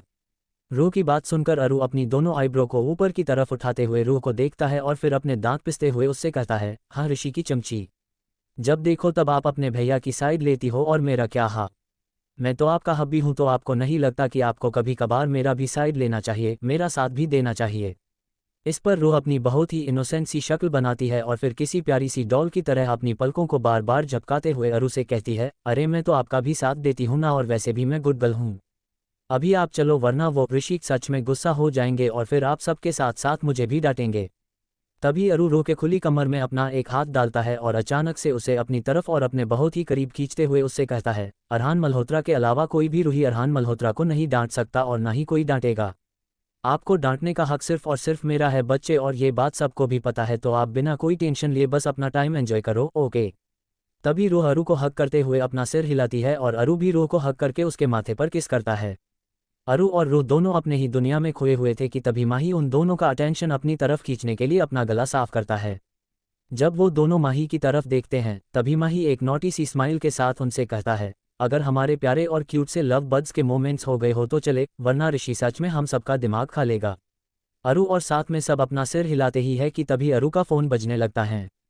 जब अरु अपना फ़ोन चेक करता है तभी उसके चेहरे पर बोर एक्सप्रेशन आता है। अरु उन सब की तरफ देखता है और उन सबको अपने फ़ोन की कॉलर आईडी दिखाते हुए उनसे कहता है, ये देखो, हम जिस शैतान की बात कर रहे थे उसका फ़ोन ही आ गया। बड़ी लंबी उम्र है गधे की। इतना कहकर अरु ऋषि का फ़ोन रिसीव करता है और उससे कहता है, अबे तुझे मेरे बिना चैन नहीं पड़ता क्या? आज के दिन तो मुझे छोड़ देता। आज तेरी इंगेजमेंट है यार, तो कम से कम आज तो सिया के साथ रह। अरु की बात सुनकर इधर सबके सब अपनी हंसी को कंट्रोल करने की कोशिश कर रहे थे। तभी दूसरी तरफ से ऋषि अरु के ऊपर बरसते हुए उससे कहता है, मुझे भी कोई शौक नहीं है तेरे साथ में अपना प्रीशियस टाइम स्पेंड करने का, और मैंने तुझे यही पूछने के लिए फ़ोन किया है कि तुम लोग अब तक आए क्यों नहीं। देख, अगर तुझे नहीं आना तो मत आ, मुझे कोई प्रॉब्लम नहीं है, पर उन सबको और स्पेशली मेरी बेबी सिस्टर को भेज। मैं और मेरे साथ साथ मॉम, डैड और सिया भी वेट कर रहे हैं उनका। ऋषि की बात सुनकर अरु अपनी शैतानी स्माइल के साथ उससे कहता है, अगर मैं इन्हें ना भेजूँ तो? तभी उधर से ऋषि अपने दांत पिसते हुए उससे कहता है, साले तेरी हड्डियां तोड़ दूंगा मैं अगर तूने इस बारे में सोचा भी तो। अभी ज़्यादा नाटक मत कर और जल्दी आ सबके साथ। इससे पहले कि अरु इधर से कुछ भी बोलता ऋषि फ़ोन कट कर देता है और फ़ोन कट होने के बाद अरु से कंट्रोल नहीं होता और वो हंसने लगता है और साथ में सब भी हंसते हैं। 2 घंटे बाद इस वक्त अरु और रो पूरी फैमिली फ्रेंड्स फैमिली के साथ आहूजा विला सिया का घर में थे, जहां पर एंगेजमेंट का फंक्शन ऑर्गेनाइज किया गया था। अभी अरु और रो ऋषि और सिया के साथ स्टेज पर खड़े थे क्योंकि अभी ऋषि और सिया को रिंग एक्सचेंज करने थे। रो अपने ऋषि भैया के साथ खड़ी थी तो वही अरु सिया के साथ था। उन चारों के अलावा वहां स्टेज पर अभी करण और नेहा के साथ साथ सिया के पेरेंट्स भी थे। ऋषि की ही तरह सिया भी अपने पेरेंट्स की इकलौती बेटी थी और अरु सिया के लिए उसके भाई जैसा था तो अभी वो सिया के साथ था। कुछ ही देर में ऋषि और सिया उनके रिंग एक्सचेंज कर लेते हैं और सब उन्हें कॉन्ग्रेचुलेटेड करते हैं। पर तभी सब बॉयज एक दूसरे की तरफ देखते हैं और फिर वो लोग ऋषि और सिया की तरफ देखते हैं जो अभी उनकी सीट पर चुपचाप बैठे हुए थे। उन्हें ऐसे देखकर अरु अपना मुंह बनाता है और फिर वहां मौजूद माइक उठाकर उस हॉल के सेंटर में आता है। तभी अरु अपनी पूरी फैमिली के साथ साथ वहां मौजूद सभी गेस्ट का ध्यान अपनी तरफ खींचते हुए उनसे कहता है, अटेंशन गाइज। अरु की आवाज़ सुनकर सब उसकी तरफ देखते हैं और रो भी अरु की तरफ देखने लगती हैं। तभी अरु उन सब की तरफ देखते हुए उनसे कहता है, सबसे पहले तो थैंक यू सो मच ये फंक्शन अटेंड करने के लिए। ऋषि और सिया मेरे लिए मेरे सिर्फ फ्रेंड्स ही नहीं है पर मेरे दिल के बहुत क्लोज है। मैं आज सच में बहुत खुश हूं कि उन्होंने ये स्टेप लिया। यार आज इतना अच्छा दिन है, इतना अच्छा माहौल है पर सब कुछ यूं फीका फीका सा क्यों लग रहा है। हम पंजाबी है और पंजाबियों में तो एक अलग ही जोश और जुनून होता है, तो आज ये जोश कहाँ गया। Actually this is not a real Punjabi, so let's turn on into our real Punjabi mode. Aru वहां मौजूद सभी बॉयज़ फैमिली की तरफ देखते हुए उनसे कहता है, तो हो जाए बॉयज़। तभी युग अरु की तरफ देखते हुए उससे कहता है, सिर्फ बॉयज़ ही क्यों भाई, हमारे साथ हमारी गर्ल्स भी तो होनी चाहिए ना। आफ्टर ऑल हीर के बिना उसका रांझा अधूरा जो होता है। तभी पार्थ भी युग की बात से सहमत होते हुए उनसे कहता है, दैट्स करेक्ट। तभी अरु सभी बॉयज़ की तरफ देखता है और फिर अपनी एक छोटी सी स्माइल के साथ उनसे कहता है, don't worry boys, girls are going to join us very soon. सब बॉयज़ अपना अपना सिर हिलाते हैं और तभी वहां की लाइट्स ऑफ होती हैं और फिर एक बड़ी सी लाइट अरु पर पड़ती है जो अभी हॉल के बीचों बीच में खड़ा था। तभी अरु डांस स्टेप करने लगता है और धीरे धीरे सारे बॉयज़ भी ऋषि को पकड़कर अरु के साथ डांस स्टेप करते हैं और सभी गर्ल्स एक कोने में खड़े होकर बॉयज़ की तरफ देखती है और साथ में उनके पैर भी म्यूजिक पर थिरकने लगते हैं। तभी अरु के साथ बाकी सब बॉयज़ भी उनकी गर्ल्स की तरफ बढ़ते हैं और फिर उनका हाथ पकड़ के उन्हें अपने साथ खींचते हैं और फिर सब मिलकर आगे के डांस खूब स्टेप करते हैं। अरु वहां खड़े आरती और रोहन के पास आता है और उन दोनों के गले में हाथ डालकर उनके साथ डांस करता है। अरु रो के पास आकर उसे पीछे से हग करते हुए डांस करता है और साथ में रो को भी डांस करवाता है। अरु रो के माथे पर किस करता है और फिर उसकी कमर को पकड़कर उसे थोड़ा अपनी तरफ खींचता है और आगे के स्टेप करता है। डांस होने के बाद वो लोग और थोड़ा बहुत एंजॉय करते हैं और फिर वो सब खाना खाकर और सबसे मिलकर चले जाते हैं। मल्होत्रा हाउस। अरु और रो के रूम में अभी रो बेड पर बैठी हुई थी और वही अरु रो के खुले बालों से खेल रहा था। अब तक उन दोनों ने अपने कपड़े चेंज कर लिए थे और अभी वो उनके कंफर्टेबल क्लोथ्स में थे। अरु रो के बालों के साथ खेल रहा था तो वही रो कुछ सोच रही थी। तभी रो के दिमाग में कुछ आता है और वो अरु की तरफ देखते हुए उसे अपनी प्यारी सी स्माइल देती है। रो को ऐसे देखकर अरु झट से समझ जाता है कि उसके प्रिंसेस के दिमाग में कुछ तो अटपटा सा चल रहा है। तभी अरु रो के होठों पर एक किस करता है और फिर अपनी एक आईब्रो को ऊपर उठाते हुए उससे पूछता है, हाँ तो क्या शैतानी चल रही हैं आपके इस छोटे से दिमाग में प्रिंसेस? बोलिए क्या चाहिए मेरी इस क्यूट सी बेबी वाइफी को? अरु की बात सुनकर रो की आंखें चमकने लगती है। तभी रो एक बड़ी सी स्माइल के साथ अरु से कहती है, हाँ मुझे कुछ चाहिए। तभी अरु रो की तरफ प्यार से देखते हुए उससे कहता है, अच्छा मुझे गैस करने दो। आपको अरु के साथ टाइम स्पेंड करना है बच्चे। रो झट से अपना सिर हिलाती है। तभी अरु हंसते हुए रो के फुले हुए गालों को हल्के से खींचता है और फिर उसके गालों पर किस करते हुए उससे कहता है, ओह माय गॉड, आप इतने क्यूट कैसे हो सकते हो यार, मतलब सच में मुझे आज भी यकीन नहीं होता। ओके छोड़ो उन बातों को और आप मुझे ये बताओ कि आपको कहाँ जाना है, क्योंकि जितना मैं आपको जानता हूँ उस पर से मैं ये तो पक्का बता सकता हूँ कि आपको अभी बाहर जाना है, राइट परी? अरु की बात सुनकर रो की आंखें बड़ी बड़ी हो जाती हैं और वो बिना अपनी पलकें झपकाए अरु की तरफ देखती है। तभी रो अपने ड्रामेटिक एक्सप्रेशन बनाते हुए अरु से पूछती है, हो आपको तो मेरे बारे में सब कुछ पता चल जाता है अरु, आपको तो ये भी पता चल जाता है कि मेरे दिमाग में कब क्या चल रहा होता है, कैसे?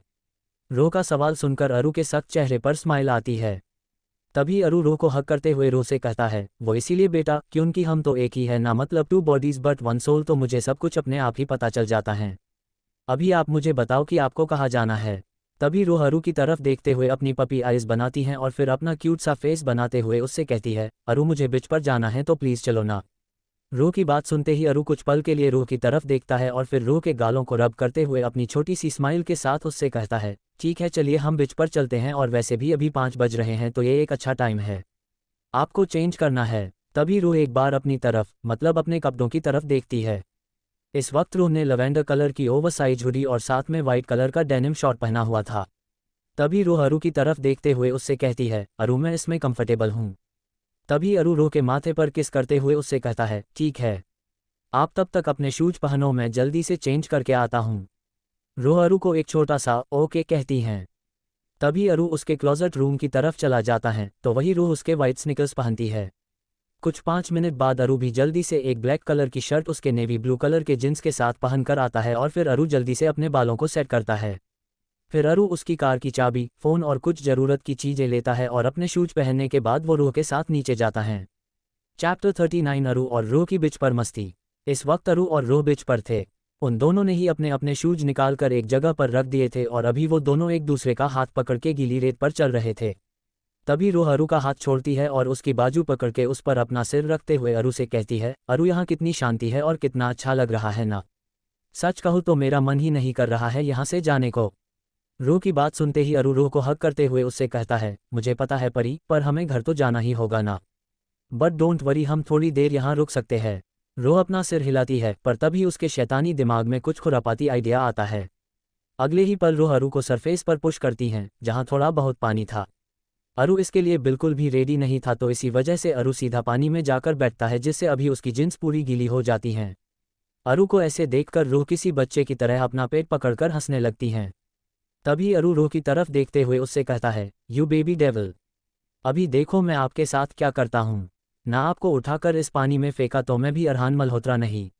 अरु की बात सुनते ही रूह की आंखें बड़ी बड़ी हो जाती हैं और वो पीछे की तरफ बढ़ते हुए अरु से कहती है, अरु आप मजाक कर रहे हो ना, मुझे पता है आप ऐसा कुछ भी नहीं करोगे। तभी अरु अपनी जगह पर से उठता है और फिर धीरे धीरे रूह की तरफ बढ़ते हुए अपनी शैतानी और तेज स्माइल के साथ उससे कहता है, ट्राई मी जान। इतना कहकर अरु रूह के पीछे उसे पकड़ने के लिए भागने लगता है क्योंकि अभी रूह अरु से बचने के लिए उससे दूर भाग रही थी। रूह भागते हुए ही अरु से रिक्वेस्ट कर रही थी कि अरु उसे छोड़ दे और वो फिर से ऐसा कुछ नहीं करेगी। रूह अरु से रिक्वेस्ट तो कर रही थी पर अरु कहाँ सुनने वाला था, वो तो बस रूह के पीछे ही भागे जा रहा था। कुछ देर भागने के बाद आखिर अरु रूह को पकड़ ही लेता है और फिर उसकी कान में कहता है, अभी आप मुझसे कैसे बचोगे प्रिंसेस, क्योंकि अब तो मैंने आपको छोड़ना नहीं है। आपने सोए हुए शेर के मुंह में हाथ डाला है, उसे जगाया है तो उसकी कीमत तो आपको चुकानी ही होगी ना बच्चे। इससे पहले कि रूह अपने आप को बचाने के लिए कुछ भी कहती अरु रूह को सीधा अपने कंधे पर उठाता है और आगे की तरफ बढ़ता है। रूह अरु को बहुत हाथ पैर मारती है पर उसे कोई भी फर्क नहीं पड़ता क्योंकि वो ठहरा पहाड़ जैसा सख्त फैलाद से शरीर वाला आदमी और रूह इतनी हल्की और नाजुक सी थी कि उसकी मार का अरु पर कुछ भी असर नहीं हो रहा था, पर उल्टा उस बेचारी को ही लग रहा था। तभी अरु अपनी आंखों को रोल करते हुए रूह से कहता है, परी आप क्यों कर रहे हो ये? मुझे तो इतना सा भी फर्क नहीं पड़ रहा है, पर उल्टा आपको ही लग रहा है बेटा, तो डोंट डू दिस। अरु की बात सुनकर रूह थककर अपने हाथ पैर चलाना छोड़ देती है। तभी रूह अरु को बटरिंग करते हुए उससे कहती है, अरु आप प्लीज़ मुझे छोड़ दो ना। आप क्यों मुझे पानी में फेंकना चाहते हो, क्योंकि आपको भी पता है कि मुझे स्विमिंग नहीं आती। अरु आपने मुझे पानी में फेंका और मैं डूब गई तो और फिर मेरे सारे कपड़े भी गिले हो जाएंगे। रूह के सारे सवालों को सुनकर अरु के चेहरे पर छोटी सी स्माइल आती हैं। तभी अरु अपना सिर हिलाते हुए रूह से कहता है, सबसे पहली बात कि अगर आपके कपड़े गिले हुए तो कोई प्रॉब्लम नहीं होगी क्योंकि मैंने आपके और मेरे एक्स्ट्रा ड्रेसेस मंगवा लिए थे तो हम गाड़ी में चेंज कर सकते हैं। अभी रही बात आपके डूबने की तो बच्चे मैं आपको डिप वाटर में नहीं लेकर जा रहा हूँ। जैसे आपने मुझे सरफेस पर पुश किया वैसे ही आपके साथ भी होगा। मैं तो आपसे अपना रिवेंज लेकर रहूँगा परी। रूह अपना सिर ना में हिलाती है पर उसके ना कहने का कुछ भी फायदा नहीं होता क्योंकि अगले ही पल अरु रूह को पानी में फेंक देता है। रूह को पानी में फेंकते हुए अरु इस बात का पूरा ध्यान रखता है कि अरु रूह को ज़्यादा तेजी से ना फेंकें और रूह उसके मुंह के बल नहीं पर उसके पीठ के बल गिरे या बैठे। अरु जैसे ही रूह को पानी में फेंकता है रूह उसके पीठ के बल गिरती है और उसका सिर भी पीछे की तरफ पानी में गिरने ही वाला होता है कि तभी अरु झट से रूह के सिर के पीछे अपना हाथ रख देता है। अरु के हाथ की वजह से रूह का सिर पानी में नहीं जाता पर उसकी गले से लेकर पैर तक की पूरी बॉडी पानी में होती है। तभी अरु रूह की तरफ देखते हुए अपनी स्मिर्क के साथ उससे पूछता है, तो बोलिए मजा आया आपको प्रिंसेस? रूह कुछ नहीं बोलती, बस अपना मुंह फुलाए अरु की तरफ देखती है। तभी अरु भी रूह के पास उसके बाजू में लेट जाता है और अपना सिर भी वो पानी में डाल देता है, पर वो रूह के सिर को अपने एक बाजू पर रखता है और वो दोनों कुछ देर वैसे ही सोए रहते हैं। तभी कुछ आधे घंटे के आसपास रूह वहाँ से उठती है और वहाँ पानी में ही बैठती है। अरु अभी भी वही लेटा हुआ था और रूह अरु की तरफ देख रही थी। अरु की आंखें इस वक्त बंद थी पर उसे सब कुछ पता चल रहा था कि रूह अभी बस उसे ही देख रही थी। तभी अरु अपने आंखों को बंद रखते हुए ही रूह से पूछता है, आप ऐसे क्या देख रहे हो परी? तभी रूह अपना मुंह बनाते हुए अरु से पूछती है, आपको कोई प्रॉब्लम हो रही है क्या मिस्टर मल्होत्रा? वैसे भी ये अरु मेरी रूही मल्होत्रा की पर्सनल प्रॉपर्टी है और मैं इसे जब चाहें जैसे चाहें वैसे देख सकती हूँ, यू गेट इट। तभी अरु अपनी आंखें खोलता है और रूह का हाथ पकड़ के उसे अपनी तरफ खींचता है। अरु के अचानक से पुल की वजह से रूह का सिर अरु के धड़कते हुए सीने पर जा गिरता है और अरु रूह की कमर पर अपना हाथ लपेट देता है। तभी अरु अपनी डिप और हुस्की वॉइस में रूह से कहता है, मुझे कोई प्रॉब्लम नहीं है प्रिंसेस, मैं आपका ही तो हूँ और आप जो चाहें वो कर सकते हो। कुछ देर बाद रूह को वहां पर कुछ घोड़े दिखाई देते हैं और काफी लोग वहां हॉर्स राइडिंग कर रहे थे। तभी रूह अरु के कंधे पर टैप करती है और फिर उन घोड़ों की तरफ इशारा करते हुए अरु से कहती है, अरु मुझे भी हॉर्स राइडिंग करनी है ना प्लीज। रूह की फरमाइश सुनकर अरु बस अपना सिर हिलाता है। तभी अरु रूह का हाथ पकड़ते हुए उससे कहता है, चलिए परी। वो दोनों भी उस तरफ आते हैं जहां घोड़े थे।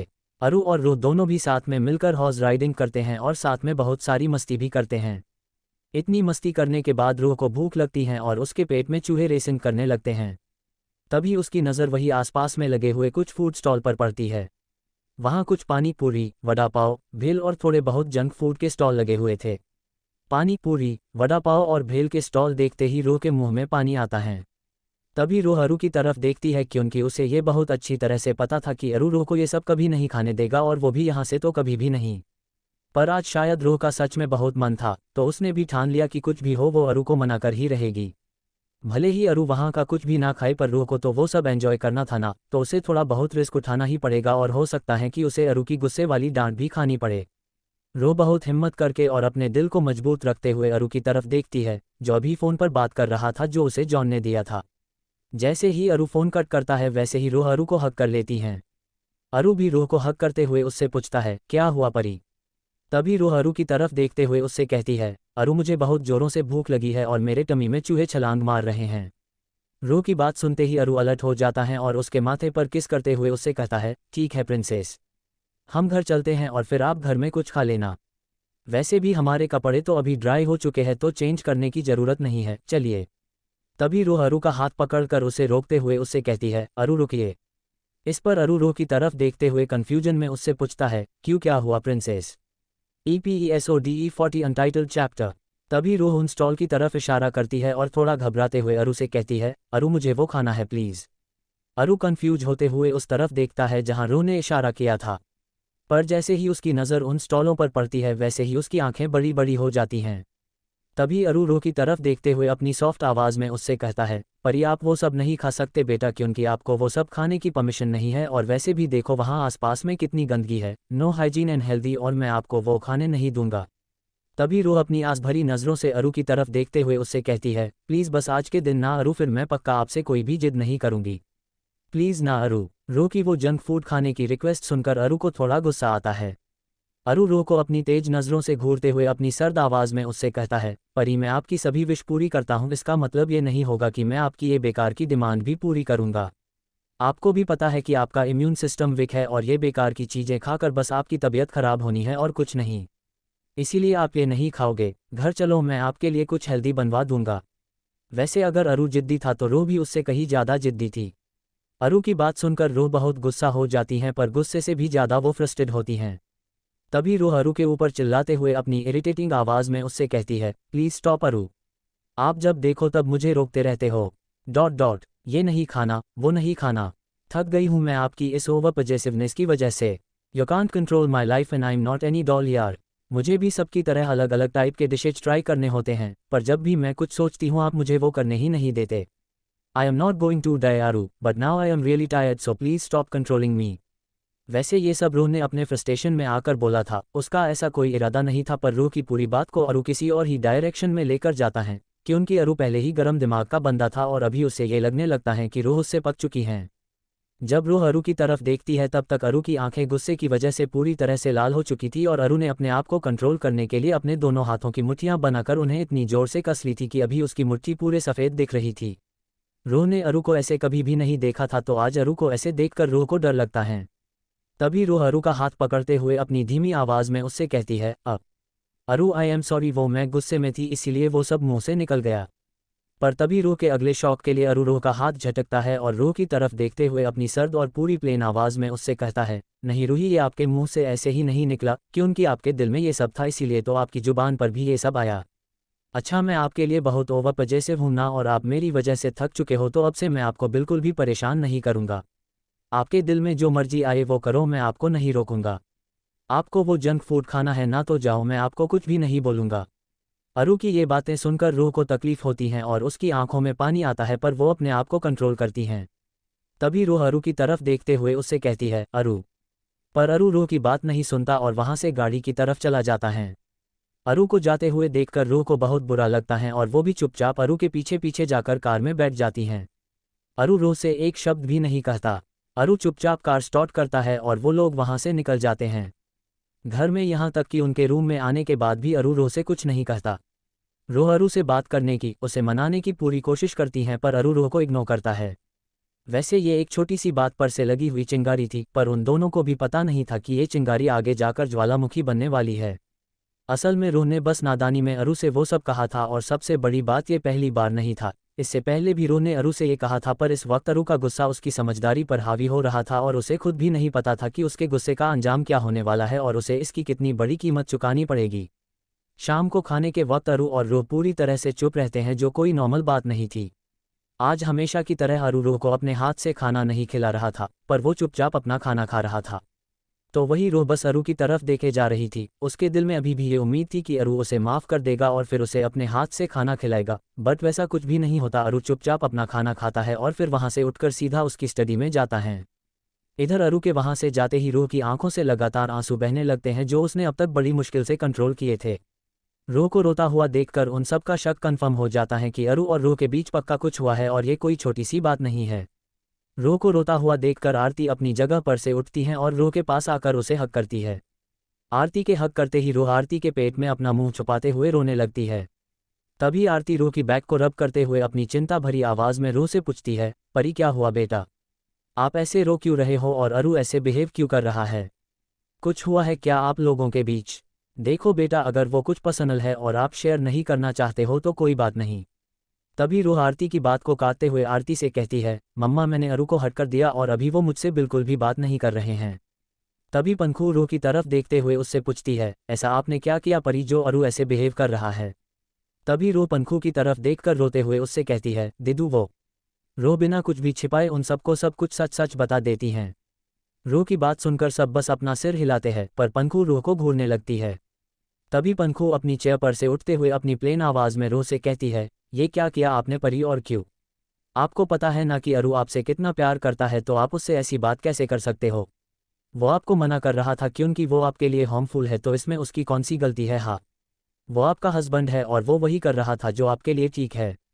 There is no point to become angry on him and it's clearly your fault true he. आज सिर्फ अरु ही नहीं पर मैं भी आपसे नाराज हूँ। मुझे ये तो नहीं कहना चाहिए, पर आप पहले से बहुत बदल चुकी हो परी। पहले आप इनोसेंट और मैच्योर थे, पर अभी आप बहुत ज़्यादा जिद्दी और सेल्फिश हो चुकी हो। आपने अपने मतलब के लिए उस इंसान को हर्ट कर दिया जो हर वक्त आपके लिए खड़ा रहा है। हाउ कुड योर परी? I am very very disappointed from you. इतना कहकर पंखू भी वहाँ से उठकर चली जाती हैं। पर तभी माही रूह की तरफ देखते हुए उससे कहता है, आप अपनी दीदू की बात पर ध्यान नहीं देना प्रिंसेस, वो अभी गुस्सा है तो इसीलिए उन्होंने ये सब बोल दिया। देखना मॉर्निंग तक उनका गुस्सा शांत हो जाएगा और वो आपसे सॉरी भी बोलेंगी। रूह कुछ भी नहीं बोलती, बस ब्लैंक होते हुए माही की तरफ देखती है। तभी माही भी वहाँ से उठकर पंखू को समझाने के लिए, उसका गुस्सा शांत कराने के लिए चला जाता है। रूह ने बिल्कुल भी खाना नहीं खाया था और अभी तो जैसे उसकी भूख ही मर चुकी थी। अरु और पंखू ये दोनों ऐसे लोग थे जो रूह के लिए उसकी जान से ज़्यादा वैल्यू रखते थे, क्योंकि उन दोनों की ही वजह से रूह उस नर्क के बाहर निकली थी और उसे कपूर और मल्होत्रा जैसी लविंग और केयरिंग फैमिली मिली थी। पर आज उसकी बेवकूफ़ी की वजह से वो दोनों भी रूह से बहुत गुस्सा थे और रूह को दिल से ऐसे लग रहा था कि उनका गुस्सा इतनी जल्दी शांत नहीं होने वाला और साथ में कुछ तो होगा, अच्छा या बुरा ये वक्त बताएगा। इस वक्त रूह के कानों में अरु और पंखू की बातें गूंज रही थी और अब तो उसे भी लगने लगा था कि पंखू ने जो कुछ भी बोला वो सब सच था, कि रूह सेल्फिश बन चुकी हैं। तभी रूह उन लोगों की तरफ देखती है और फिर उनसे कहती है, मुझे कुछ देर के लिए अकेला रहना है प्लीज़। तभी रूह की हालत को समझते हुए दादी रूह से कहती है, ठीक है पुत्र, पर पहले आप खाना खा लो। इस पर रूह दादी से कहती है, दादी मैं बाद में खा लूँगी प्लीज़। दादी बस अपना सिर हिलाती है और रूह बिना वक्त गवाए वहाँ से उठकर अपने रूम की तरफ भागती है और फिर दरवाज़ा बंद कर देती हैं।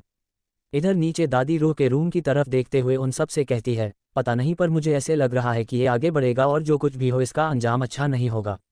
मुझे मेरे बच्चों के लिए डर लग रहा है, खासकर परी के लिए। वो बच्ची पहले से ही गिल्ड में थी और उस पर पनखू ने उसे ब्लेम किया। हमें पता है कि कैसे बच्चों की तरह दिल है परी का, और ऐसे में वो अपने दिल में कुछ भी नहीं रखती, जो उसके दिल में आया बोल देती हैं। अरु तो इतना समझदार है, तो इस बार उससे ये गलती कैसे हो गई? मुझे परी के लिए बुरा लग रहा है कि उनकी अभी वो खुद को दोष दे रही होगी। सब भी दादी की बात से सहमत होते हैं। अरु और रूह के रूम में इस वक्त रूह बेड पर बैठी हुई थी और उसका सिर उसके दोनों घुटनों पर था, जो उसने अपने सीने के पास बेंट किए हुए थे। अभी रोने की वजह से रूह का चेहरा पूरी तरह से लाल हो चुका था। रोते हुए खुद से ही कहती है, दिदू ने बिल्कुल ठीक कहा, मैं पूरी तरह से बदल चुकी हूँ, मैं सेल्फिश बन चुकी हूँ। मुझे किसी से कोई फर्क नहीं पड़ता, मैं सिर्फ अपनी भलाई सोचती हूँ, पर मैं ऐसे क्यों बन गई? क्योंकि अभी मेरे पास इतने सारे लोग हैं जो मुझे प्यार करते हैं, मेरी भलाई सोचते हैं।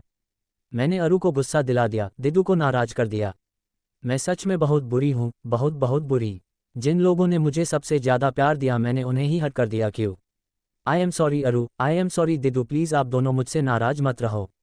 मैं सब कुछ बर्दाश्त कर लूंगी, पर आप दोनों की नफरत और नाराज़गी नहीं। I will die, please don't hate and don't stay angry from your princess. कुछ देर तक रोने के बाद रूह थककर उसी पोजीशन में सो जाती हैं, पर रात में अरु एक बार भी रूम में आकर रूह को चेक नहीं करता। अगली सुबह जब रूह की आंख खुलती है, तभी वो देखती है कि वो वैसे उसी पोजीशन में रोते रोते सो चुकी थी। जब रूह दरवाजे की तरफ देखती है, तभी उसे दरवाजा भी अंदर से बंद दिखता है, तो वो समझ जाती है कि अरु स्टडी से रूम में आया ही नहीं था।